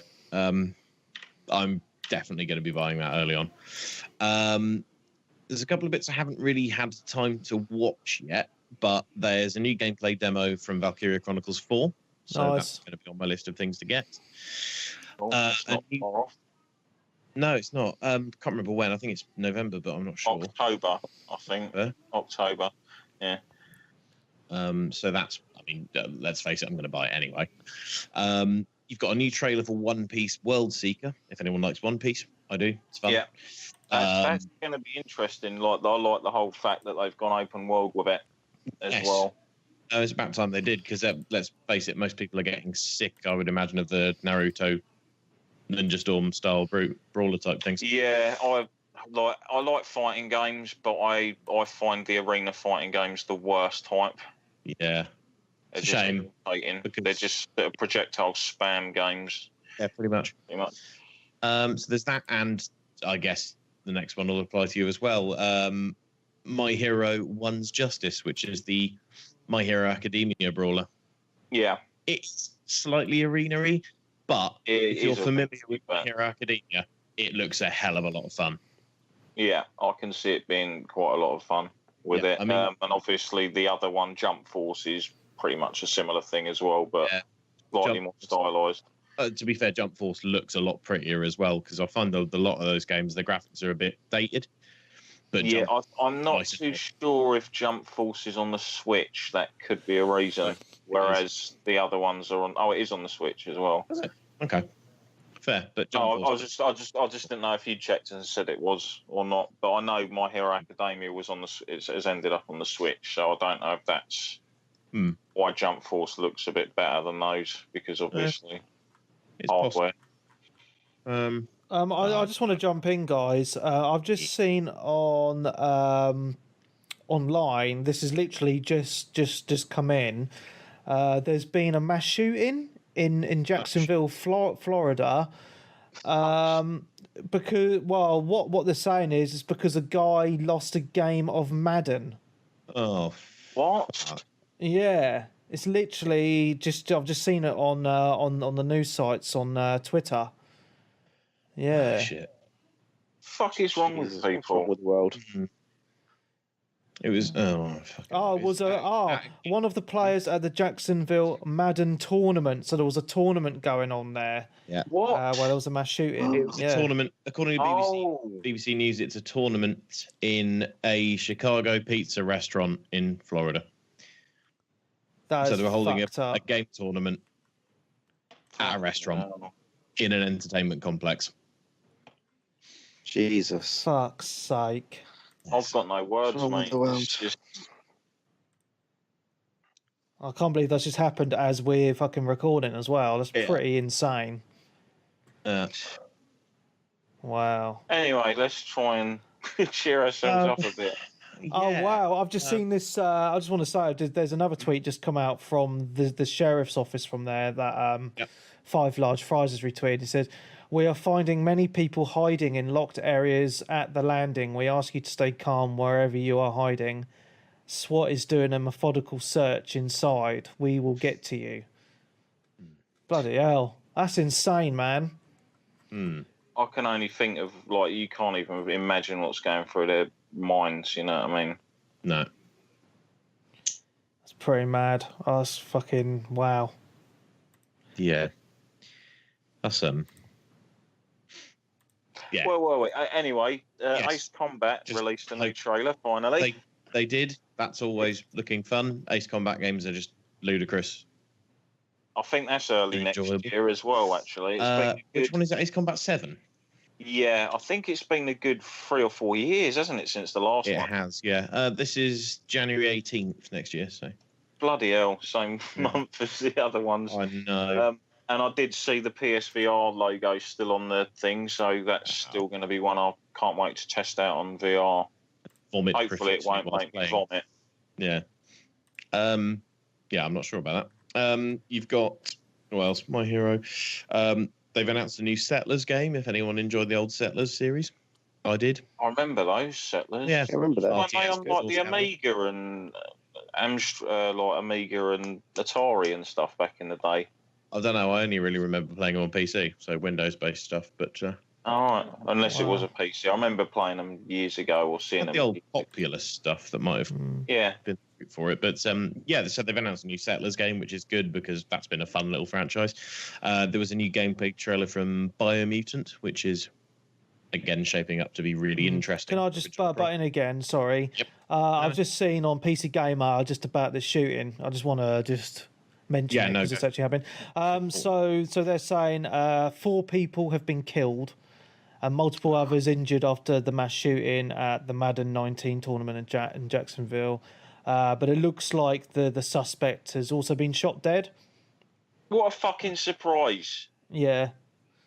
Like they virtually never catch these fuckers. You know what I mean? They just either shoot them dead or they just kill themselves. What's even more scary though is apparently this tournament was being live streamed on Twitch as well. Jesus. Oh fuck. No. Yeah, so fucking imagine if you were watching that on Twitch as well, you'd be like, what the fuck is going on here?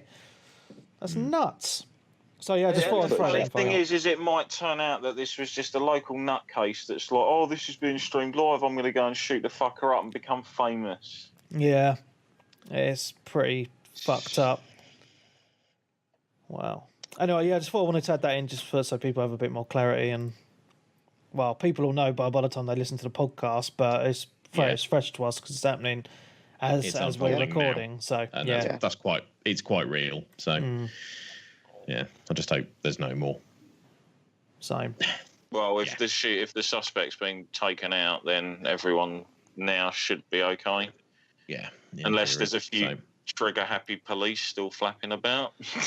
You never know. It's America after all. Yeah. So games. Settlers by there was an announcement of a new game called Breach, which is being developed by some ex-BioWare guys. All I've seen really is a short trailer, but it looks like it's a class-based RPG-style dungeon brawler, kind of action RPG style. Trailer briefly said something like 20 different classes, so that could be interesting, ranging from the whole tanks to melee to ranged to Healy type stuff. It's quite a short trailer though, so I can't really get more out from that, but it's being made by ex-BioWare guys, so it might be quite good. It's worth a watch at least. You've got Stellaris coming to consoles, as far as I'm aware. Wow, that's pretty big because that game is awesome. Stellaris. I think I've seen adverts for it on YouTube recently, so yeah. Stellaris is huge. It is one of those mind-bogglingly massive games, and whilst there isn't like a proper single-player campaign, like a defined story, it's one of those make-your-own story games. I hope they roll in a lot of the DLC stuff that you had available through Steam, because there is some cool stuff in there, and it will keep you absorbed for days, weeks, months, years, your life. It's gone. Yeah. I mean, you can, at least with some of the Steam DLC, you can make a hive mind civilization where everyone is you, and then build Dyson spheres and just, take over the universe and make everyone you. So, for someone with a massive ego, that's great. So Stellaris on consoles, absolutely, yes, get it. And the last thing was, I don't know if anyone remembers, well, cast your mind back to the days of Commandos. I didn't play it. Missed out. So, the real-time squad-based tactics games. In recent years, you've had Shadow Tactics, Blade of the Shogun, I believe. Okay. No one play that? No. You need to all play that. It's really good. Well, anyway, the guys that made that have bought the rights to a game that was made in 2001 called Desperados, which was a Wild West-themed Commandos-style game. So they've announced that they're making a brand new real-time squad tactics game set in the Desperados world. So if it's anywhere near as good as Shadow Tactics was, It's going to be great. Cool. So the lesson we've all learned here is you all need to go and play Shadow Tactics. Okay. We'll put that on the list. Very, very good. And I think it's quite cheap now.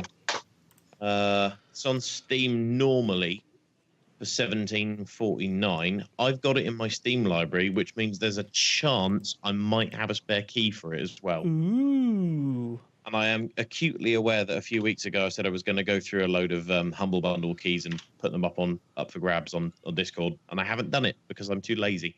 It will happen, just not yet. Watch okay. Space. Fair dues. And I will now shut up. Okay, so I've got one more piece of news that I'm happy about before we move on to what everyone else has been playing. Sorry for the delay, but if this is what I think it is, I'm pretty much fully erect now. Grandia 1 and 2 remaster coming to the Nintendo Switch this Christmas.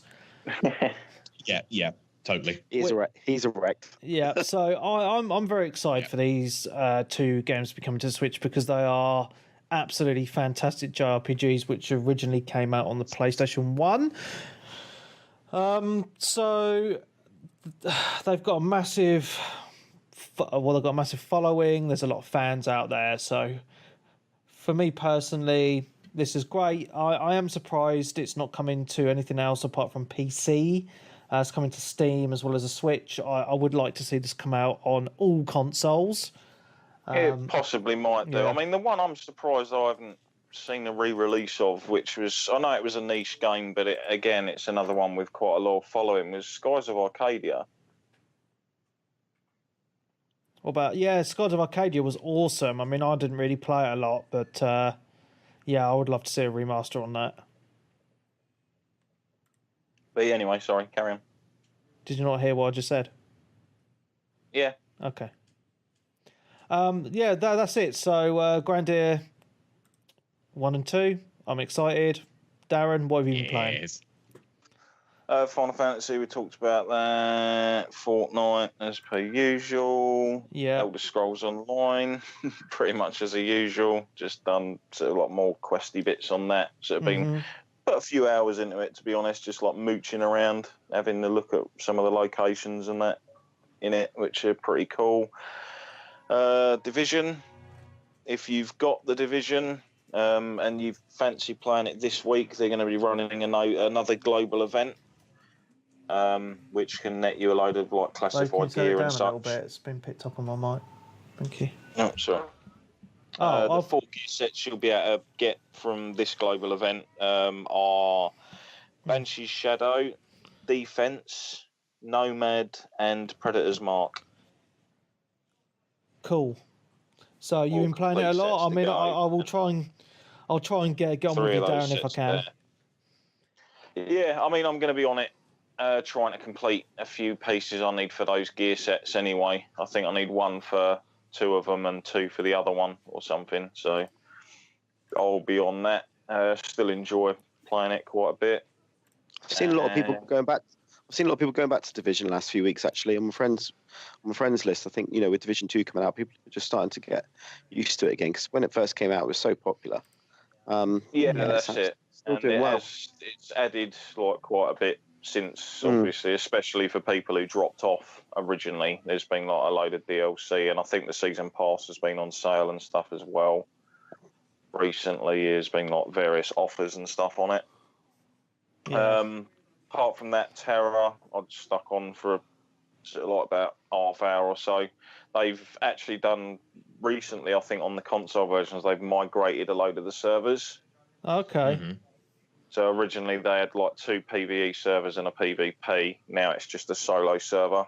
They obviously didn't really have anyone on the PvP because why would you? And I think that's pretty much basically about it. I haven't really sort of done a lot this week. Yeah, just sort of like been doing other bits and. You don't want to add anything else from Gamescom that we've missed? No, there wasn't really. I mean, it was a bit of a limp affair, wasn't it, this year? I mean, last year we had like a Microsoft thing, didn't we? Well, there was one this year as well. Was Inside Xbox or yeah, but it's just an Inside Xbox thing. Oh, mate, I don't think it was anywhere near as good as the one they did last year, which actually had quite a few announcements and stuff. It was so cringy to watch. It really was, because I don't know why they employ these people to do interviews, because they're fucking shit. It's just they don't know how to ask questions properly. They're stuttering all over the place. Nerves, mate. Like, we're all sitting there chill, but stick us in front of a camera with a microphone asking people, and we'd probably be all like, Yeah, but you've got AC Bongos and Major Nelson there, right? And they're pretty good. Why not just use them two? Why employ all these other fucking people to do their job? It just makes no sense. And they're just asking really silly questions. Yeah, AC and Major Nelson are obviously pretty much professionals in that field, aren't they? You thought a company like Microsoft would be employing people at a higher standard. That's just my opinion. Yeah, I mean, a lot of them use known YouTube sort of celebrities or game streamers and stuff like that for a lot of those kind of events and things. Anything else, Darren, or was that you pretty much? Oh no, that was pretty much it. I mean, I enjoyed, like I say, the Bandai Namco stuff that also came out. I think what have we got next, coming up? I'm not too sure when Paris Games Week is, but that seems to be when we hear a lot more about sort of the Sony side of stuff. And then obviously the Tokyo Game Show as well. Yeah. Which again should hopefully have some interesting sort of multi-platform stroke Sony stuff as well. Yeah. But I'm not too sure when they are. I think Tokyo Game Show is about September time, isn't it? So it might be coming up within the next month or so. Yeah, it's very interesting. Did I mention the Shenmue III release date? I did. Yeah, you did, yeah. So, next year, isn't it? So that's pretty cool. So I'm happy about that. What was the other game I kickstarted? I can't remember the bloody name of it now. Oh, that was one thing, Bloodstained. Yeah, Bloodstained Ritual of the Night. Came out this week or last week that it's... Yeah, been delayed again, and the Vita version's been cancelled, which is kind of shitty. I can sort of see why to a certain degree, and their whole thing would be they're stopping to sell the physical versions of the Vita games and stuff in Europe, obviously. That is Europe and America. They're not going to stop selling them in Japan because they still sell a shitload of physical Vita games in Japan, and they still bring Vita games out in Japan all the time. It's just very, very interesting with Bloodstained, because I started it in 2015, I think it was, around about the same time as Shenmue 3. And the estimated release date at the time was March 2017. So they're going to be over 2 years late on the launch on this, which I just find hilarious. Yeah, I just think they're just doing everything they can to avoid another Mighty Number 9. I mean, it looks good from what they've shown, and I'm quite happy that they did that Curse of the Moon 8-bit game, because that's pretty cool. It's kind of just something extra for the Kickstarter backers, and obviously it makes a bit of money because they actually sold it separate as well for other people. But yeah, it's I'm looking forward to Bloodstained. It looks awesome, very much on the ilk of Castlevania Symphony of the Night, which I'm very pleased about. So it's always been there in the background, but it's going to be one of those when it gets really close to the release date. I'm going to be quite feverish for it, I think. Yeah, because Symphony of the Night's definitely up there as one of my favourite games. I've played. Just thinking about Kickstarters and stuff like that, there's another RPG that's coming out. It's literally coming out of early access very soon, called Crosscode. I don't know if anyone's heard of it. Nope. So possibly might have seen a video for it, maybe once before. Yeah, my housemate actually backed it ages ago, but it's coming out of early access into full release on September 20th this year, and it's basically like a slightly sci-fi, slightly fantasy version of, it's a pixel art real-time RPG. It just looks like it's a hell of a lot of fun. Combat's kind of a bit more fast-paced, Secret of Mana style. So there's no separate battle screens. You've got your little party following you about. It looks brilliant. Have a look at it, at least on Steam. I don't know if it's coming to console because it's not the kind of thing I usually pay attention to. I'm just looking. It's been polished by Indiegogo. Generally PC. Yeah. But looks interesting. That does look like it's going to be a hell of a lot of fun. So cool. Keep your eyes open for that if you get the chance. So Paul, I'm guessing. Yeah. Well, I've not been on for a few weeks. Really enjoyed it last time I came on. And when I was on that one, I said I was playing Quantum Break. Oh yes. Which I finished. Brilliant. And I really good. Butt in. Oh, wow. I'm really sorry to butt in here, but you just reminded me. The chap from Quantum Break, I can't remember the guy's name. He's an actor, isn't he? That they digitally use for the main role. Mm-hmm. Yeah. He's in a brand new game coming out from the Until Dawn developers. Oh, nice. That was Gamescom. I can't remember what the hell it's called though. You just reminded me of it. And the interesting thing is that game is coming out on everything as well. Whereas that the Until Dawn devs, I can't remember their names for the life of me for the moment. I will have to rectify that. But yeah, most of their games recently have all been PlayStation exclusives. Yeah, PlayStation, aren't they? Yeah. Supermassive. Oh yeah. Yeah, so it's their new game. It's like a episodic, I believe, or like a group of like horror sort of stories. So it's another one of their horror games starring a load of nice. Sort of like actors and sort of famous people. Looks like a sort of continuation of the kind of thing they did from Until Dawn. But yeah, you just reminded me of it. That was one of the trailers. I literally can't think of the name of what it's called. It's something like Triple something or other or whatever. I'll look it up anyway while you're carrying on. Cool. I do apologise for jumping in. No, that's all right, mate. So it was quite nice to finish that. It was even nicer to finish that because when I finished it, I got 300,000 achievement points. Congratulations on your Chivos.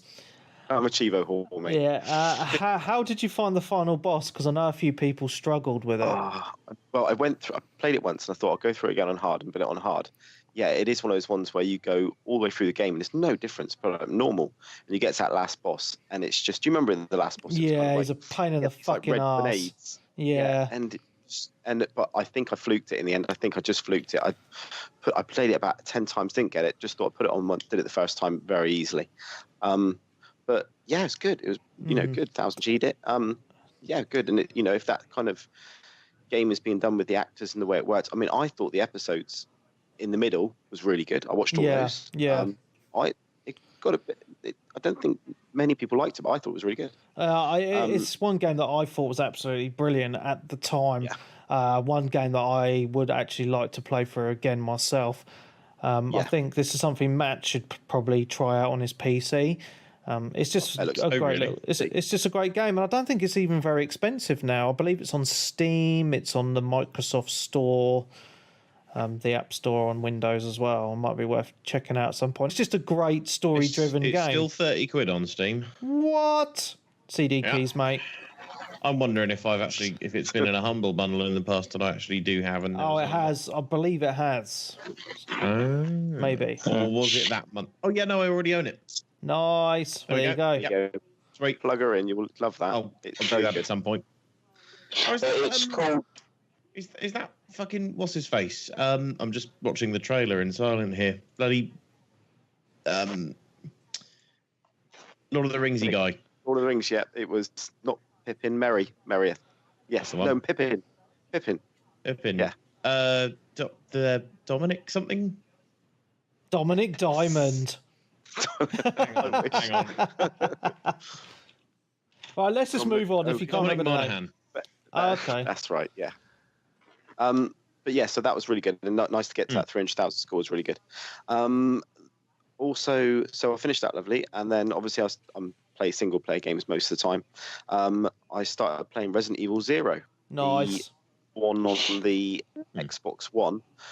It's pretty just a complete port of what it actually was. Still pretty tank controls and everything, but a bit like I think you with Shenmue, it's still good. I enjoy playing it. I want to try and do 0 and 1 before 2 comes out. So it's just nice to get those two done. I think. Really enjoyed that. Who's crackling around? Oh, sorry, that was me. I was dropped my phone a little bit. But yeah, that game I was trying to think of is called Man of Medan.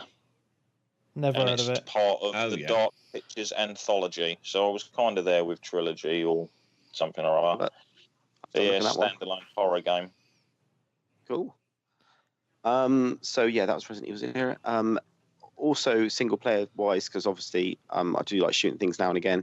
I'm playing Call of Duty Infinite Warfare, which I've had I think since launch. Do you know what? The campaign on that's really good fun. It isn't it? It's really good. It's got Kit. Is it Kit Harington? Is it from Game of Thrones? Yeah. Really, once again, shoot stuff. For Call of Duty single player is good. It's. I mean, it has its beating on the multiplayer side of it, but this single player. Once again, you can put a level on half an hour in just enjoying shooting people and then switch it back off. Brilliant. Not this year. I like that. Yeah, exactly. I mean, Battlefield think they're bad. I think Call of Duty would be even worse. They've got to have lost 40% of their market by not putting a single player in there. This is the weird thing. Even I think it came out that even though the reaction to Infinite Warfare when it came out was like everyone was like reeling in disgust and it was like wildly vilified, it was still the best-selling game that year. Yeah, I can believe it. Yeah. I mean, make of it what you think, isn't it, kind of thing. Yeah. Well, it's weird because I've heard. I think Webby, you're on this as well. That you when you used to pick them up, it was more for the single player. Yeah, Call of Duty because not that much into the multiplayer. And just by saying I'm exactly the same. I can't stand multiplayer shooters. No, but the single players, they're good games. They do exactly what they say on the tin, don't they? But yeah, really good. So I'm really enjoying that. About halfway through it. Once again, with the kids being off, it's just easy to put it on. But the main game I'm playing at the moment is Batman Arkham Origins, which was the third one. Mm-hmm. It's kind of the non-Rockstar one, isn't it? Yeah. I went through it years ago. It went backward compatible. I managed to find the disc, so I'm still playing it. Once again, it's just nice to go back to it. When I first played it, I just went through it and played it very quickly. So now I'm trying to go through it because obviously I've played the other ones, the remasters, and yeah, really enjoying it. Just going through that. Got all the Riddler bits in it again and all those kind of things. And I'm just a bit of a Batman holic, I think, at the moment. They chucked multiplayer into it as well, didn't they? Yeah, they did. Yeah, I think I haven't played it, but I think it's still live. I thought it was been shut down by now, but I think it's still people are playing it. So, but yeah, very good. And I've got I think it's called the Cold Heart DLC, which I've never played, which is Mr. Freeze. Mr. Freeze, yeah. So I'm going to play that afterwards. So nice. That's cool. Yes, I think it's nice when because I must have bought that DLC in a sale at some point, probably years ago. So, going backward compatible, you kind of go back to games and you kind of feel it's not such a waste of money, when I forked out to buy the DLC. So, yeah, I'm enjoying playing that. Nice. We'll probably find out what they've been doing actually next year, I'd say, around E3 possibly. Because obviously since Rocksteady or whatever it was did Arkham Knight, they haven't done anything since. No, but the only thing they come out and say there is something superhero, isn't it? It is something to do with the superhero, but maybe not. Yeah, Batman, people have been thinking of Superman, or thinking it's going to be a Superman game, but I don't know. I mean, if they go dark with that, could work. It could, but you're Superman. He's like one of the most OP characters out there. Yeah. There's not really going to be much threat, is there? No, I watched Justice League the other day again, and I was like, I didn't think much of that. As soon as he came along, he just destroyed the rest of the film, really, to be honest. But yeah, good little game. So I'm really enjoying playing that. The only other thing I had a little bit of couch co-op lately. Played a little bit of Far Cry 5. Nice. Just multiplayer. Started the Vietnam DLC, which is good. Far Cry 5 was multiplayer. Yeah, on the arcade. Oh, okay. I've not actually touched it, so I don't actually know what it's like. You can build your own levels and stuff as well in it. There's some brilliant levels on there. Some people have done like Resident Evil, as you said, the Resident Evil 2 little town bit of the bit. Someone's done that. Oh, just wow. To a T. I might have to check this out. Gulch. There's some brilliant ones that people have made on there. I mean, how they got the time to do it is you just put in like there's a Silent Hill when you go into Silent Hill 2, and it's literally just all there. But they've got like a the only Silent Hill game you play for years. yeah, for a long time. But yeah, they're really good. If you put in any Halo, I mean, just about every Halo level's been done on there. Oh wow! There's quite a few people playing it. It's pretty good. Yeah, it's not too bad. And also, as I said, the Vietnam DLC, I've just put it on very quickly. Just more. It's just more Far Cry. It's just more Far Cry. Have you finished the main campaign in that game? Yeah, finished that. It was good. Yeah, I mean, I'm enjoying it, but I've put a lot of hours into it, and I've only done one section of the map, so I've got quite a while to go. It's a big game, but it is very enjoyable. It is really, really good. Yeah.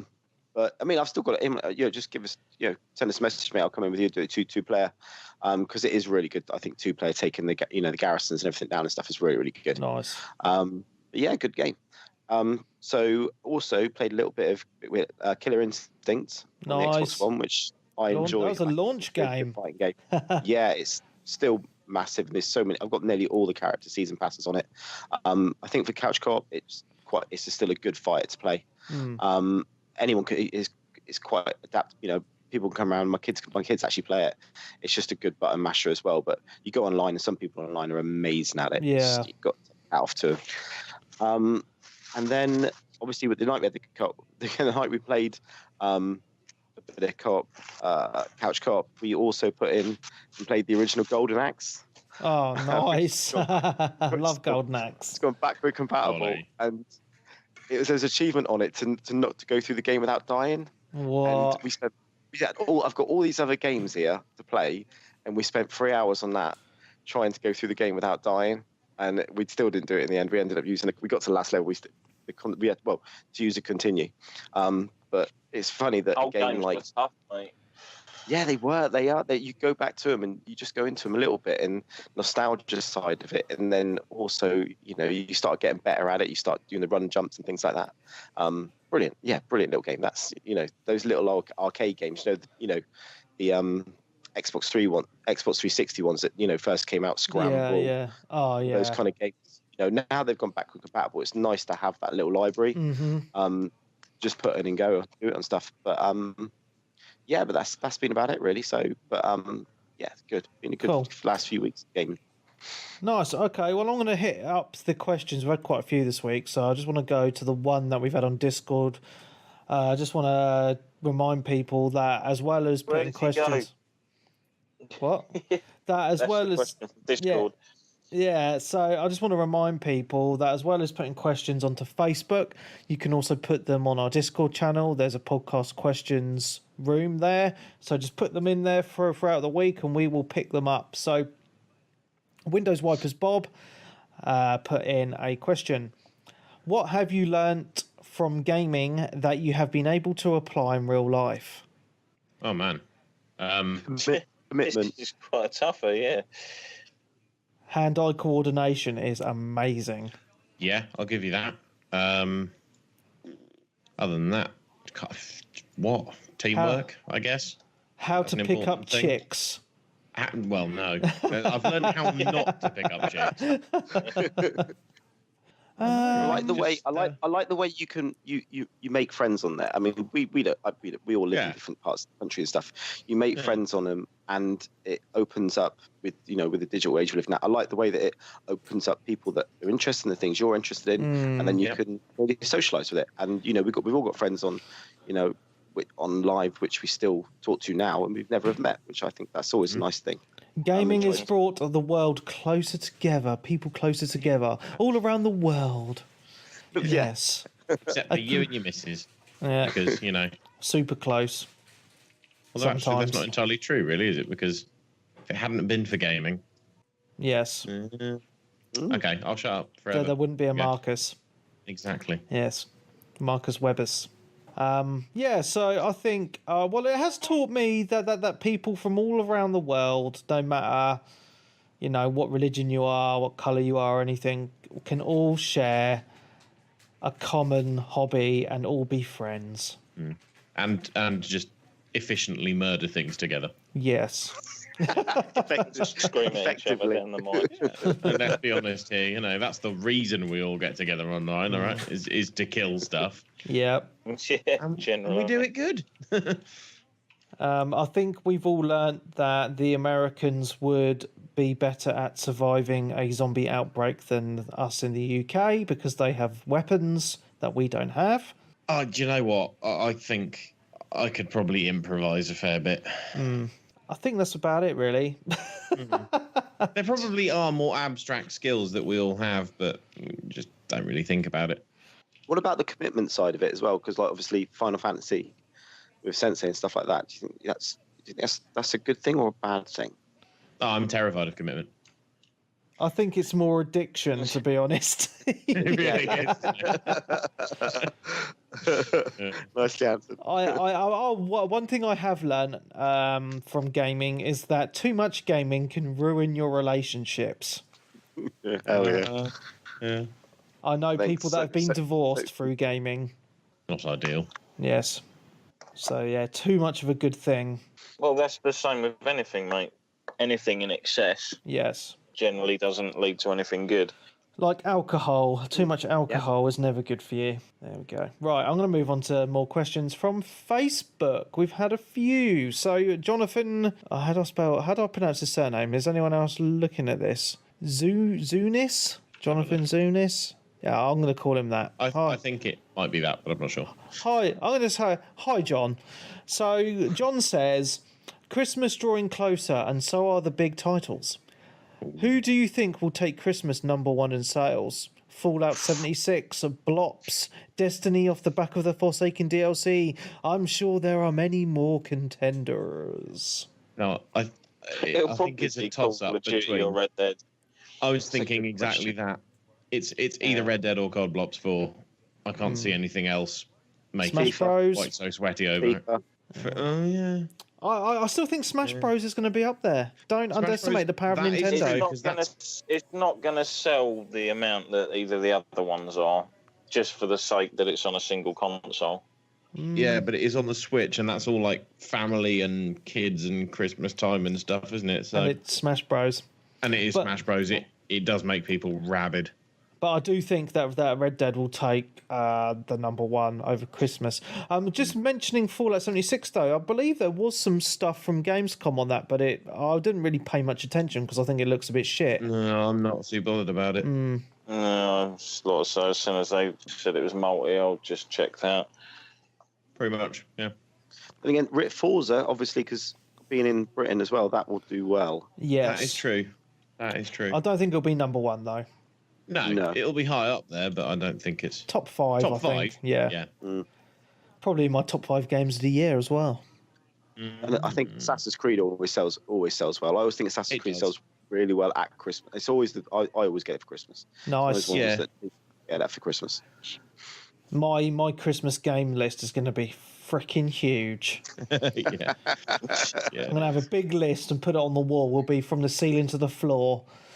And then you can get up extra early in the morning and see what Santa's got in his sack for you. Yeah. Diddly do. Okay, so Greg Noretsu, I don't know if I'm pronouncing this right either.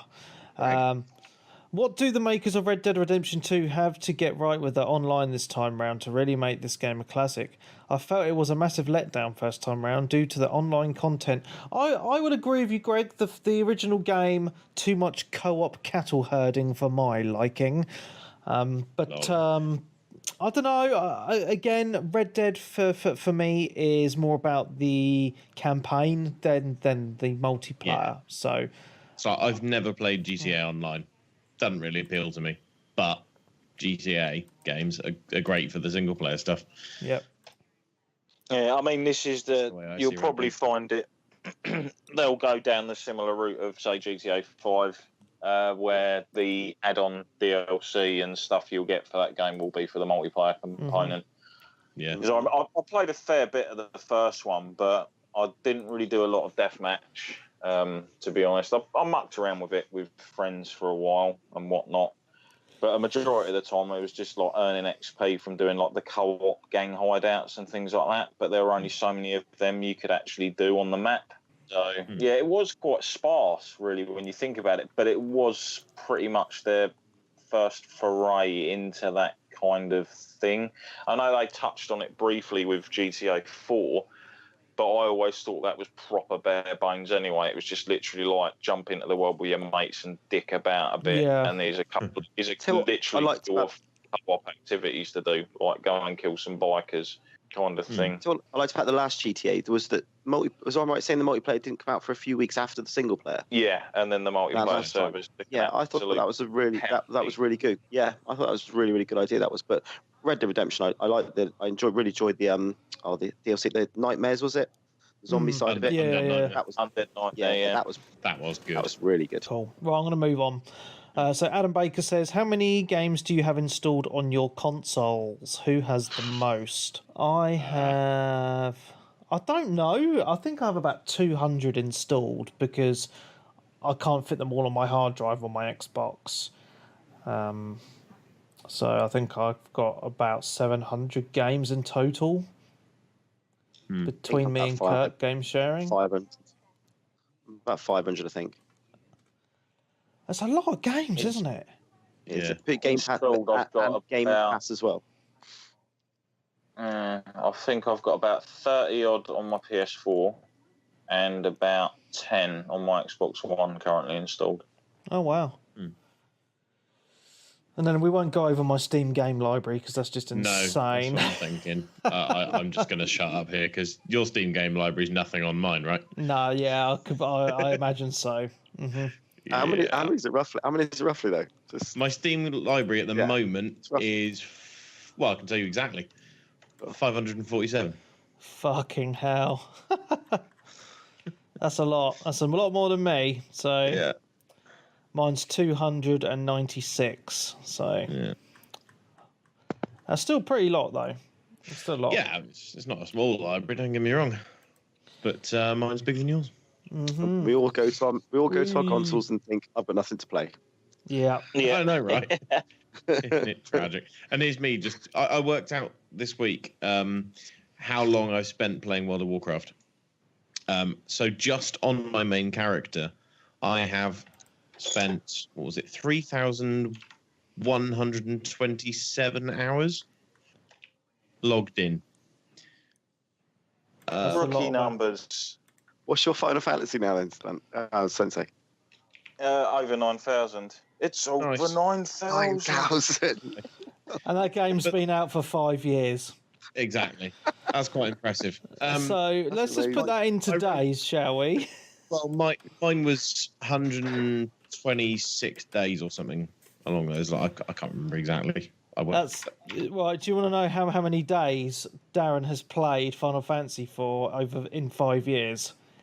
Go on then. 375 days. Wow. Broken a year.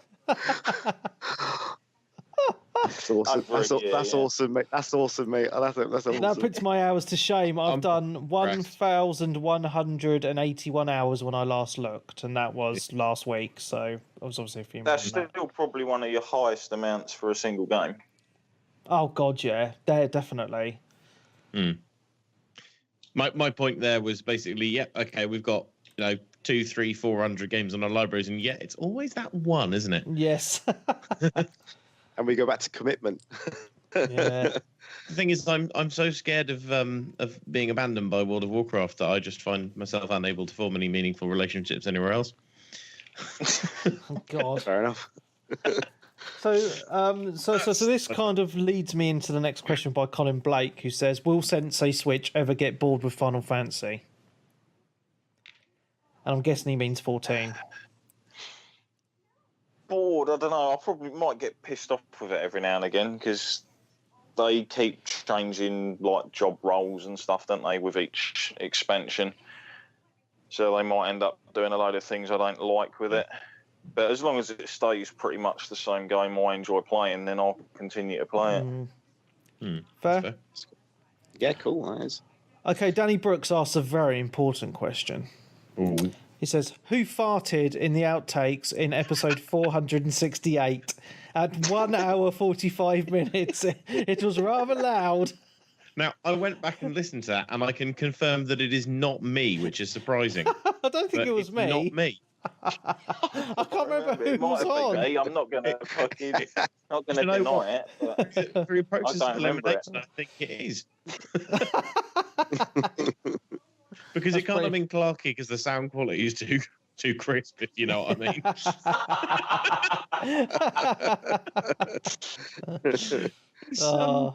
Yeah, just go back and just listen. Yeah. You will laugh.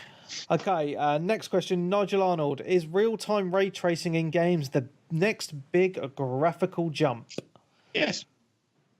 Yes, it looks cool. It does look cool. And apparently it gives the devs less work to do as well. Essentially, yes. You don't have to account for all this crazy shit like where you're going to place your lights in a certain room. You just do the thing. And then like, oh, the sun's up there. Let's have the rays come from there. So I do think it's going to be the next big thing. I don't know when it's going to be the next big thing. There we go. You know what I mean? I know what you mean. Right, Nikki Wilson asked a very important question. Shenmue 1 and 2 came out this week with a 3 GB day one patch and is still a bit buggy. Social media was split. Some were saying it's unacceptable, the others saying that's just how it is now. Where do you lot sit on the buggy patch games argument? Well, I know where you stand, Darren. Fucking finish the bastard before you put it out. I'm with you on that. Yeah, I agree.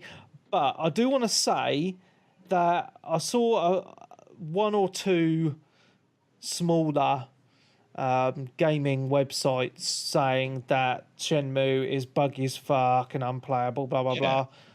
I've had no problems with it at all. Yeah, but you've downloaded the patch, obviously. Well, of course, because I'm in the 21st century and I'm connected to the internet. The internet, so it's fine. Yeah, but they're obviously saying to it, I suppose, from the perspective before the patch was released. But the patch was released day one, so unless they're talking about maybe having a review copy, Yeah, that's what I'd generally expect if someone's saying it was almost unplayable, whether or not they had the patch or not. But yeah, nowadays there's far too many people that are like, I'll just chuck it out there, we'll just patch that out later. Mm-hmm. And you just think like, yeah, but not everyone wants the fucking thing. And then you'll have a load of people that'll be like, yeah, even if you've preloaded it at midnight or whatever, and you'll be like, yeah, let's go. And then as soon as you start the game up, waiting to play it, it's like, update X amount of gig. You know what I mean? Waiting even longer. Yep. I think the problem is when it goes through. Assassin's Creed Unity is a prime example. I mean, that came out and it was buggy, and that was broken. But I played it 6 months later down the line, and I picked it up, and they massive patch for that. It was huge, wasn't it? It was like, it was the whole thing again, wasn't it? 70 gig or something, and I really loved it. But I remember playing it at the time. Absolutely, yeah. But the damage was already done. And I think I remember playing it, and people going, "What are you playing that shit for?" It's like, no, it's fixed now. But that didn't really matter. People would just, that was it. It was broken. They weren't going to let it lie. Yeah, that's fair. Okay, I'm going to move on because we've got quite a few questions to rip through still. So Paul and Russell have actually asked a similar question, so I'm going to read both their questions out for us to discuss. So Russell says, do you think the shift towards games as a service is damaging gaming? Paul kind of worded it slightly different. So 10 years' time, everything is digital or subscription services, and you're paying for a contract for 2 years on a console like a phone. How will you feel about this? It's a very similar question. We'll all be living in our retro gaming dungeons, right? And just enjoying what we've got. I do think that the games as a service can damage games, and here's my answer as to why I think that. You've just reminded me of something. Carry on.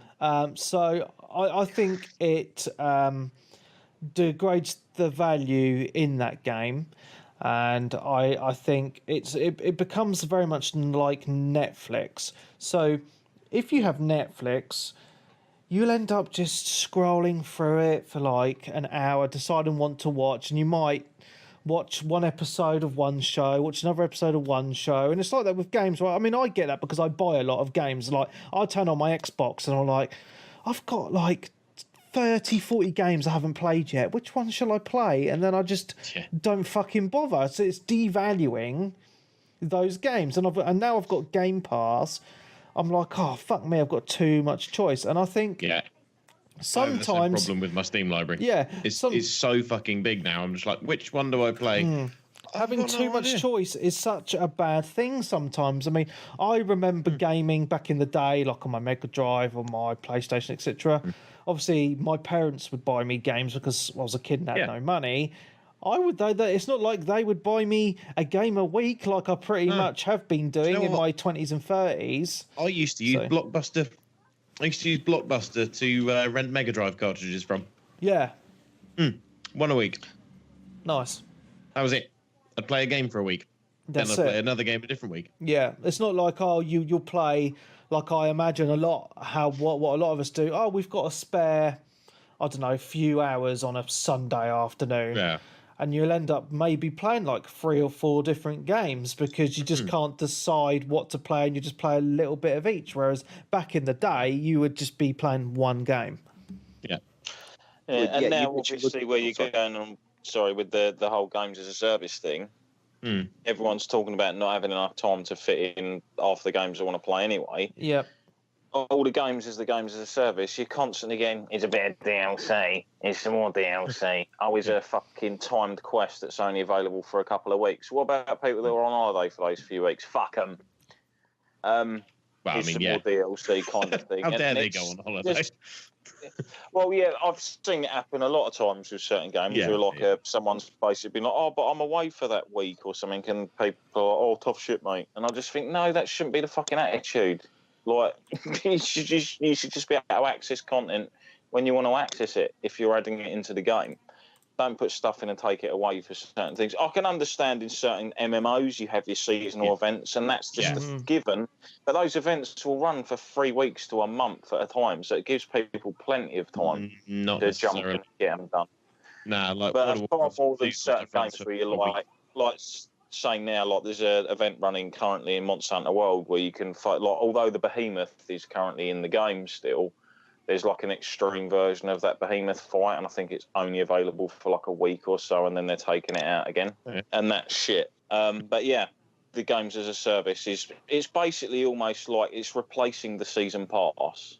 It is basically the new version of a season pass. Almost everything goes it. All of Ubisoft's games are basically going down this business model, and slowly but surely EA's are sort of as well to a certain degree. And I'm not a huge fan. Don't get me wrong, it's always nice to have extended life to a game that you enjoy, but there's so many of them around now where it just becomes a bit of a pain in the arse, and it's like, oh right, you want me to log into this game for these 2 weeks because you're running this event, and you want to play this game at this event for this time to get that item, and you want me to do that, and it just starts to become a bit much. Well, you know what I'll say to you, Darren, and online MMO. What I'll say to you, Darren, if you're struggling with that, just stop playing those games. Yeah, I mean, generally right? I do sort of like cut in and out, but it is annoying to sort of like be denied certain content if you're not logged in on certain days and shit. It was never a thing in old games. Yeah, but yeah, briefly, the game shipped as a whole, and that was it, right? Yeah. Before I completely forget, one of the trailers that obviously came out again this week, back at the Gamescom thing, they showed off the brand new trailer for Soul Calibur. Oh yeah, and and it looks pretty cool. It is really interesting. They actually released 2 characters. The first one basically shows your player character or your created character or create a soul or whatever it's called, going through a story mode and being in cutscenes and all the rest of it. And I was like, yeah, that's a pretty interesting way of doing it. And then they showed us off Tira, like the character reveal as Tira. And everyone's like, yeah, Tira, fan favourite. She's back as a fucking pre-order bonus for the season pass. Lol. Well, that's shit. A stable a character that's been with the series for at least the last 3 or 4 games is now a DLC character for people who own the season pass. And they still haven't even announced all of the fucking characters that are going to be in the game yet. Fuck's sake. And basically in the comments of that tweet, there was a load of people obviously all pretty pissed off, which is rightfully so, because you don't show people a character that you've removed from your game to bung in with a season pass before the game's even released. Mm-hmm. No, I completely agree. It's bullshit. Some weird business decisions that go on in gaming, and you just think, what are you smoking over there? That is not going to go down well. And I've said it before, fighting games this gen have been treated like shit.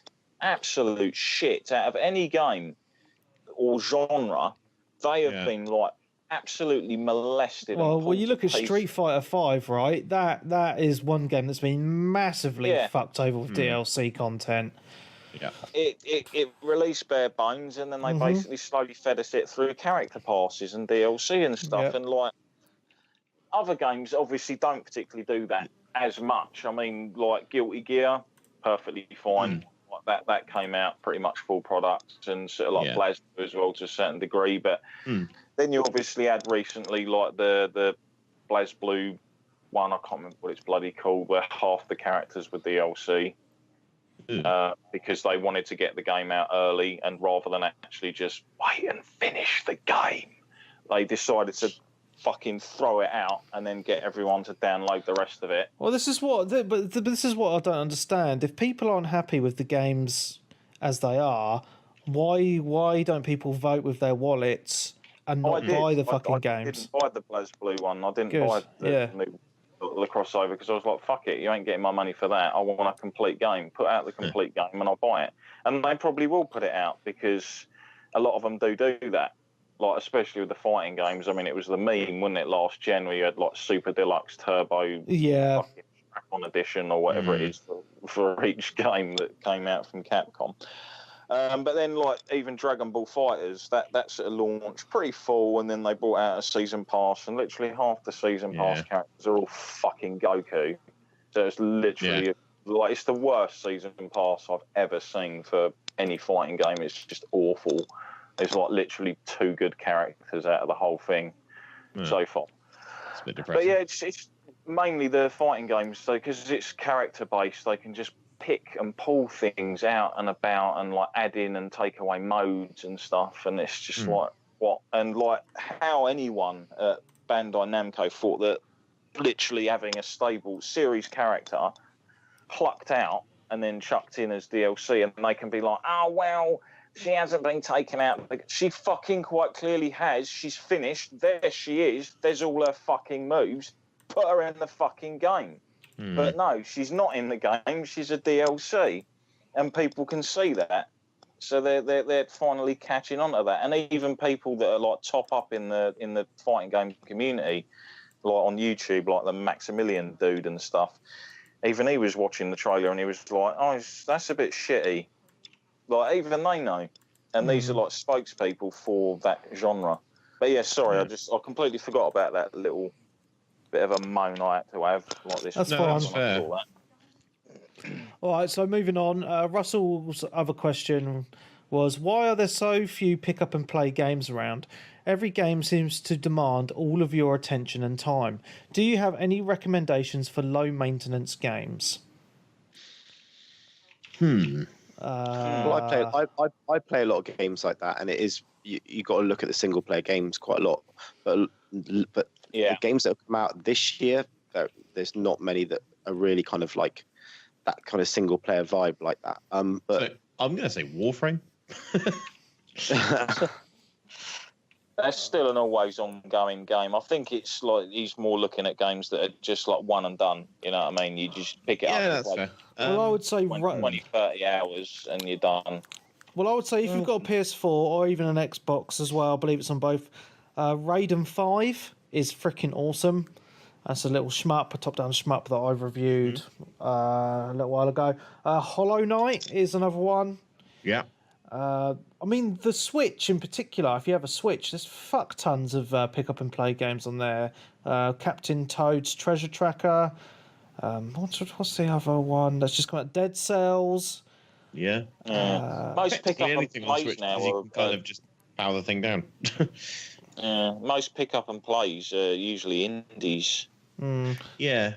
But I would say if you're into racing games, well, I consider them pick up and play, like the Crew or the Forza series or Gran Turismo.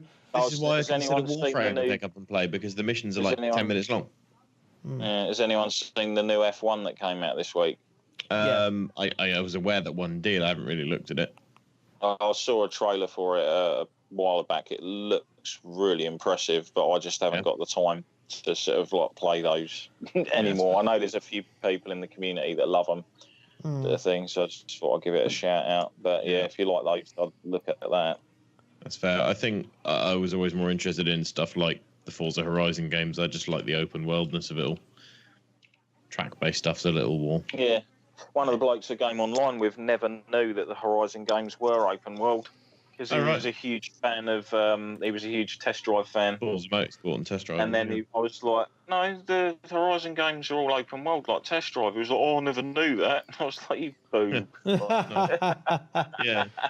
That's pretty funny. So he's looking forward to the new one now. Yeah, absolutely. Nice. Yeah, track-based. I mean, like, I quite liked. What did they call them? Shift, when Need for Speed sort of split out. They were quite good track-based ones. But I didn't play the second one. Shift 2 I really enjoyed. I had a good time with that. Years ago now, but yeah. Cool. Well, I'm going to move on because time is pressing on. So, so Andy Robb says, what's the best handheld game console, no matter the generation, and your favourite game for that device? Oh, that's easy for me. Yeah. Oh. PSP. Final Fantasy VII Crisis Core. Not bad. Very good. Very good. Game Boy. Yep. Legend of Zelda Link's Awakening. Oh, what a game! What a game! Yes. Isn't that the Game Boy Advance, though? No, it's on Game Boy. Game Boy Original, and then they released the colour version with the 2 colour dungeons. Right. But Fair Link's enough. Awakening. Just amazing. Absolutely fantastic game. And I still have it all, and it all still works. Nice. Yeah. No. I remember one game I got really addicted to on the original PSP. I just got to give it a shout out. It's not like my favourite game or anything, but I ended up putting shitloads of hours into it. It was Katamari Damacy. Katamari Damacy was amazing. That's good fun, that. I also really enjoyed Patapon 1, 2, and 3 on PSP. So, you know. Okay, so what's your favourite Switch? My favourite handheld is the Vita, PS Vita, by far. And what's your favourite game? I haven't really got a favourite game because there's so many good ones on that system. Like, even going back to like some of the release stuff, there's like Ninja Gaiden 2 on it, like BlazBlues on it, Street Fighter Cross Tekken, Marvel Capcom, Uncharted's on there, Assassin's Creed, not Dragon's Crown, actually. A lot of good stuff. Yeah, like Senran Kagura as well. Like, probably the best one of those is on the Vita. I like the do first enjoy a nice booby game. Okay, Paul, what about you? I used to have a little Game Boy Mini, and on it I used to have Fire Emblem, which I used to love. Fire Emblem. Nice. Yeah. But also I've still got my Donkey Kong Game and Watch, which it's still, it's worth a lot of money. That is, and it's still the kids play. The kids play that as well. So yeah, that's one of my favourites. I never had the PSP. Don't let Mark's missus know. Right, all right. she'll nick it off you. Yeah. Okay. Sorry, what were you saying, Darren? I was just about to say the only thing that I was gutted that never did come to the Vita was Monster Hunter, and that would have like literally just been the icing on the cake for that system. Not? I thought there was one. It never came to the Vita. No, shortly after Freedom Unite 2 or Freedom Unite. Freedom Unite, because it was Freedom 1, 2, and 3, and then Freedom Unite. That was when basically Nintendo stepped in and snuck it away, until we got Monster Hunter World. You're quite right. And I remember I bought a PS3 because I was like, PS3, it's going to have Monster Hunter on it, isn't it? No, it's not. Yeah. Although it did, I have actually got Monster Hunter on the PS3. It was just like a HD Japanese version of, I think it was like Monster Hunter 3. Okay. Or Monster Hunter 4. It was one of the weird ones anyway that they decided to do a port of it. Yeah. But that was pretty much it. And obviously they released Monster Hunter Frontier in Japan only on the 360. Yeah. What's that noise? Don't know. Okay. Someone's scratching their microphone. Oh, it might be because I stood up. Sorry, and the microphone's hanging down. Sorry. Is it gone now? Yes. Yeah. Cool. Okay. Well, I've got two more questions. Well, I've got one more. I'm going to save the other one for next week because it's getting Just late. seeing the time. Yeah. So, the last question from Nikki Wilson: why have Xbox and now with Sony, with the 5,000 limited edition controller, remove the colors from the face buttons? Yet the colors really remain in the button prompts in the game. Look, Nikki, I'm just going to say, if you need to look at your controller when you're gaming, you're doing it wrong. You should have them memorized by now, mate. Owned. But yeah, we didn't mention this, did we? So the PlayStation, well, Sony brought out a limited edition PlayStation 4. It's kind of a translucent blue color. They were selling it for £450, though, so it's £100 more than the bog standard PlayStation Pro. Because this was a limited edition, though, it did sell out very quickly, and the prices soon shot up on eBay by those naughty people that buy stuff to sell on eBay. But they've also released, in the same colour, controllers and the wireless 2.0 headsets as well, which I think are pretty cool. So if you're after a new controller or new headset, maybe check out those new colours. They look pretty cool. But again, Nikki, I've got like 6 Xbox controllers in my house. Only one of them have the coloured buttons because I am not a noob and I don't need the colours to know what button I'm pressing. Unless you're jumping from Nintendo to Xbox. That is one annoying. Because don't they have the A's and B's and yeah, X's and Y's they do. another Yes. way round or yeah. something? Yeah. That does irritate the shit out of me. Yeah. Whereas on PlayStation, on the Western games and the Japanese games, the functions for X and circle are completely the opposite. Yeah. Yeah. Cool. But yeah, I've never actually been one for the custom consoles or controllers myself, to be honest. Like I always just buy the standard controller colours that go with the system. Well, I've never been I had the Xbox controller made on that Design Labs. Is it? Yeah. It's got my gamer tag on it. It's got the rubber bat. Oh, so nice. Oh, nice. And now it's all covered in disgusting finger grease and no, it's not, because I only use it for gaming on my PC, so it doesn't actually get used a hell of a lot, which is nice as well. How I want to keep it. Yeah. So anyway, you can have one with your Steam ID on there, or is it the same? It's the same, mates. It's fine. You know me. I have the same username for all my gaming accounts. Just makes things easy. Anyway, that is the end of the show, guys. It's been really long. We've just touched 3 hours and 2 minutes. Really? Obviously, the show isn't going to be that long when it comes out because we had a big... Well, some technical difficulties with Discord, so there's going to be about 10 minutes cut out at least. But yeah, this is probably the longest show I've recorded in a long time.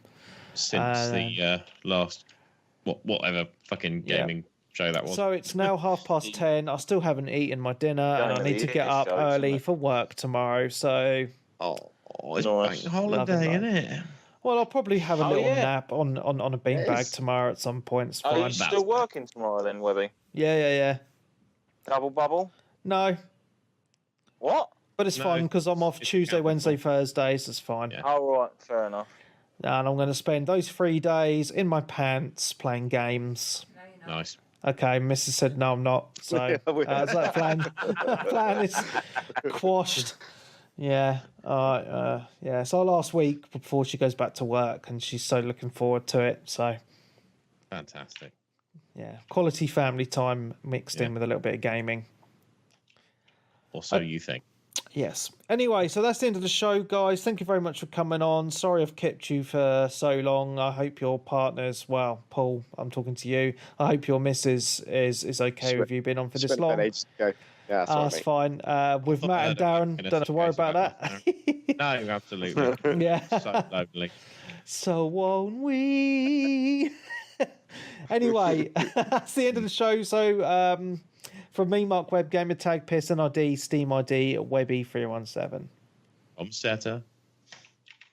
I'm live service. Daddy, bye. So from all of us here, thank you very much. You can find us on Twitter at Mojo_INT, at Webby317. You can find Mark's Gaming Den at Mark's Gaming Den. Mark's Gaming Den, he's a good looking guy. He's going to be releasing, well, hopefully releasing a new video this week. So check out the YouTube channel for that. You can find us on Facebook, facebook.com/groups/Mojo Interactive. That's all one word.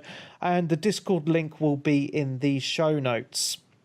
So from all of us here, it's been an amazing experience. And we will see you next week, Monday. We'll be recording Monday next week because I'm on night shifts on the weekend. So that sucks balls, but there we go. Anyway, so see you Monday and have a great week. Goodbye. Bye. Bye. Bye. Missing you.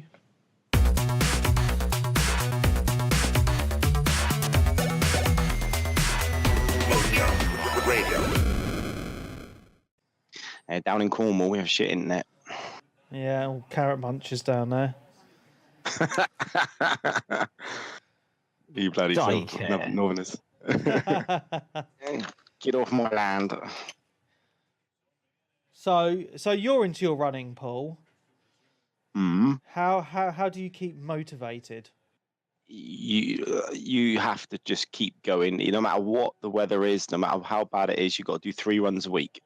Do 3 runs a week, you're fine. How many miles a week a session? It all depends. If you're building up to like a half marathon, then you build yourself up, like do a 3-3-3, and then the following week you do a 3-4-3, and you add a mile every week. But because I'm not running for a race at the moment, I just do 3 milers because my core strength is still strong. Fair. But if you're starting off, you would start. If you weren't running this week, say you wanted to go out, you would just do 3 1-mile runs. It's not about how many miles you do; it's about going out 3 times. And once you get into it, it's easy, mate. It's good. What do you think about couch to 5K, or would you just say just go for that distance and just make sure you go 3 times a week rather than bother with the HIIT training? Yeah, no, everything you need to build up for. You need to build up for everything. If you go out for one big run, you will just not want to do it. You won't want to do it. You won't want to do it. That's fair. It's just like I'm saying. Do you think just pace yourself for like you say from week 1, do a 1 mile 3 times a week rather than doing the wherever it is 30 seconds minute walk sort of thing? No, I don't do any of that. It's you have to keep running because you got to get. If you can't do a mile, you're better off running a half mile. I always think you've got to just keep running. Up. Yeah, exactly. Just keep the running going. It's the same as if you're doing weights. If you don't do the exercises properly first, then arms are gonna kill the next day. Yeah. I mean, when I ran London, I built up over 12 weeks, and it was a mile a week. And by the end of my Sunday runs, I was having to go out at like 5 o'clock in the morning because obviously it takes 3 hours to go and run 16 miles. But all you try and do is I just try and make it like get out of the way. Part of my day, I get out of the way as soon as possible. Do you listen to music? Listen to you guys most of the time, actually. Oh, nice. I'm so sorry. That bores me to tears. I just think I blank out, and then I just keep running.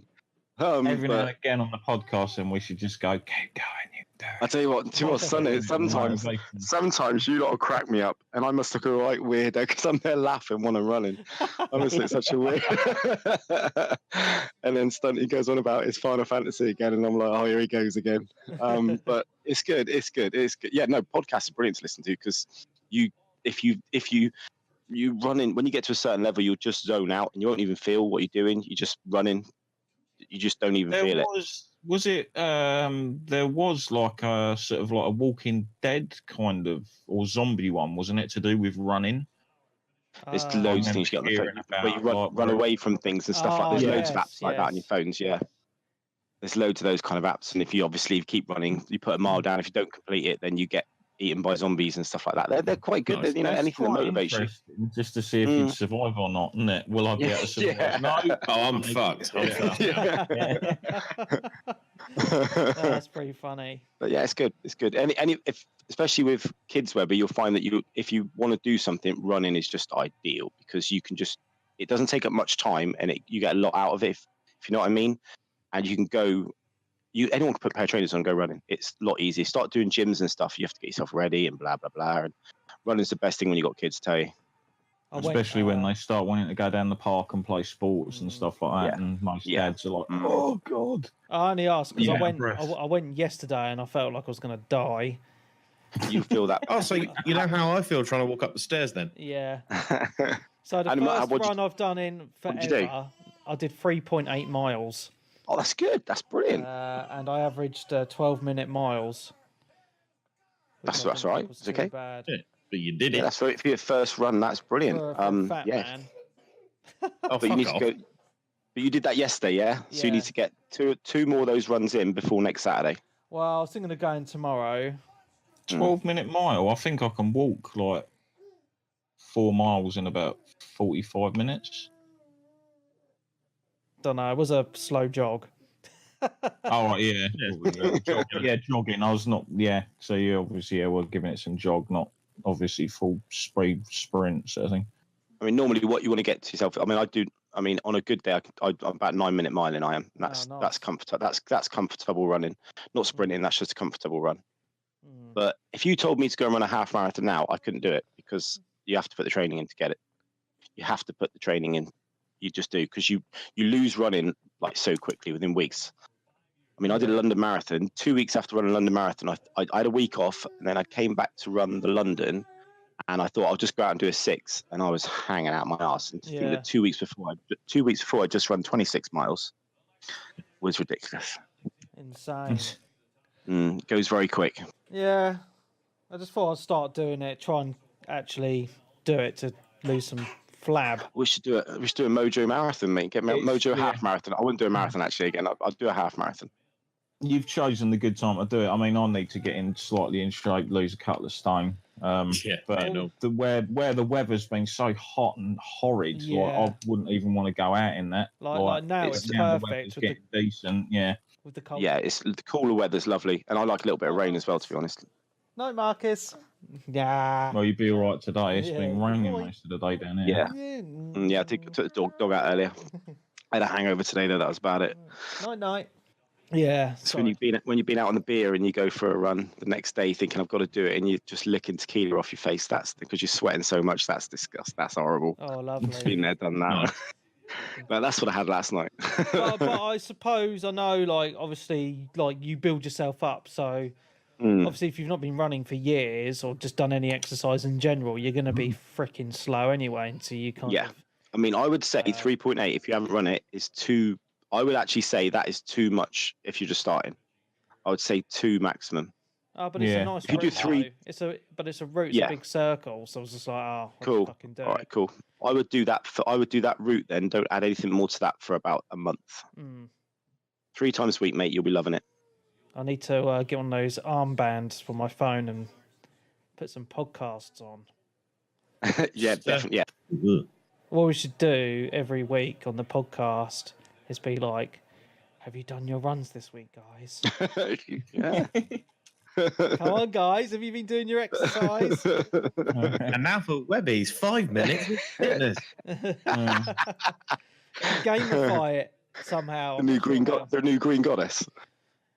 And then we could work up to doing a Mojo run for charity or some shit. Let's do a half marathon. Half marathon's brilliant. You get a pint afterwards. I mean, there's ones down here most ones down here give you a pass in a pint afterwards and you get a medal. Brilliant. It's really good. I mean, it's a good idea. I'm up for it, but I'll probably die. It's good. As soon as you start doing it, mate, you'll love it. I think Peeps is running quite a big one, already. Probably about a year ago now. And I did about a month and a half of like the Couch to 5K stuff. I had to repeat first week, second week quite a lot, and it just fucking killed me. No, it does. It is. You got to keep going. Keep going. Yeah. Best time to do it Yeah, sorry. I will say the best time to do it is get up early in the mornings and go out about 6 a.m. Like on the weekend, definitely. Saturday, Sunday. It's awesome. At night, no one really around. Sort of like 9-10 p.m. Don't know why. I was just if you run around certain parts of my area at that time, you will want to be running. Oh no, that's fair. Now where I am, it's safe as anything. It's like the paths are separate from the road. Like it lives in posh it's town. fine. It's nice to get up and get it out the way and done. That way you're just done. And before you breakfast and everything, just go out, do it. Half an hour, and it's the rest of the days is yours. Morning run is Stunty was saying that's the best time to get it out of the way. Stunty. Keep getting me mixed up with Stunty. I know you're Sensei, aren't you? Yeah, Sensei. Sorry, mate. Sorry, bud. No, that's fine. Yeah, he's not as grey as Stunty. It's probably Stunty's the one who's taking the offence, to be honest. Sure, he's not, mate. Right, are we ready to talk video games? Yeah. Okay. I just want to say hello to Ruski. Hi, Ruski. He's hello. In the chat, listening in the chat. All right, mate. Being alert. No Clarky this week. I don't know what's happened to him. He was pushing a fucking lorry around yesterday. Oh yeah. Weirdo. Oh, I think it was looked like some charity thing. Yeah. I wasn't too sure. I was right. Asking what it was all about. We're going to start. So we'll go Matt, Darren, then Paul. Okay. Well, it won't matter because that's all getting fucking edited out, isn't it? No. All right, fair enough. Look, I have outtakes, mate. You've got that's to get true. back to that. Right. So, I'm ready to go. And a 3, and a 2, and a 1.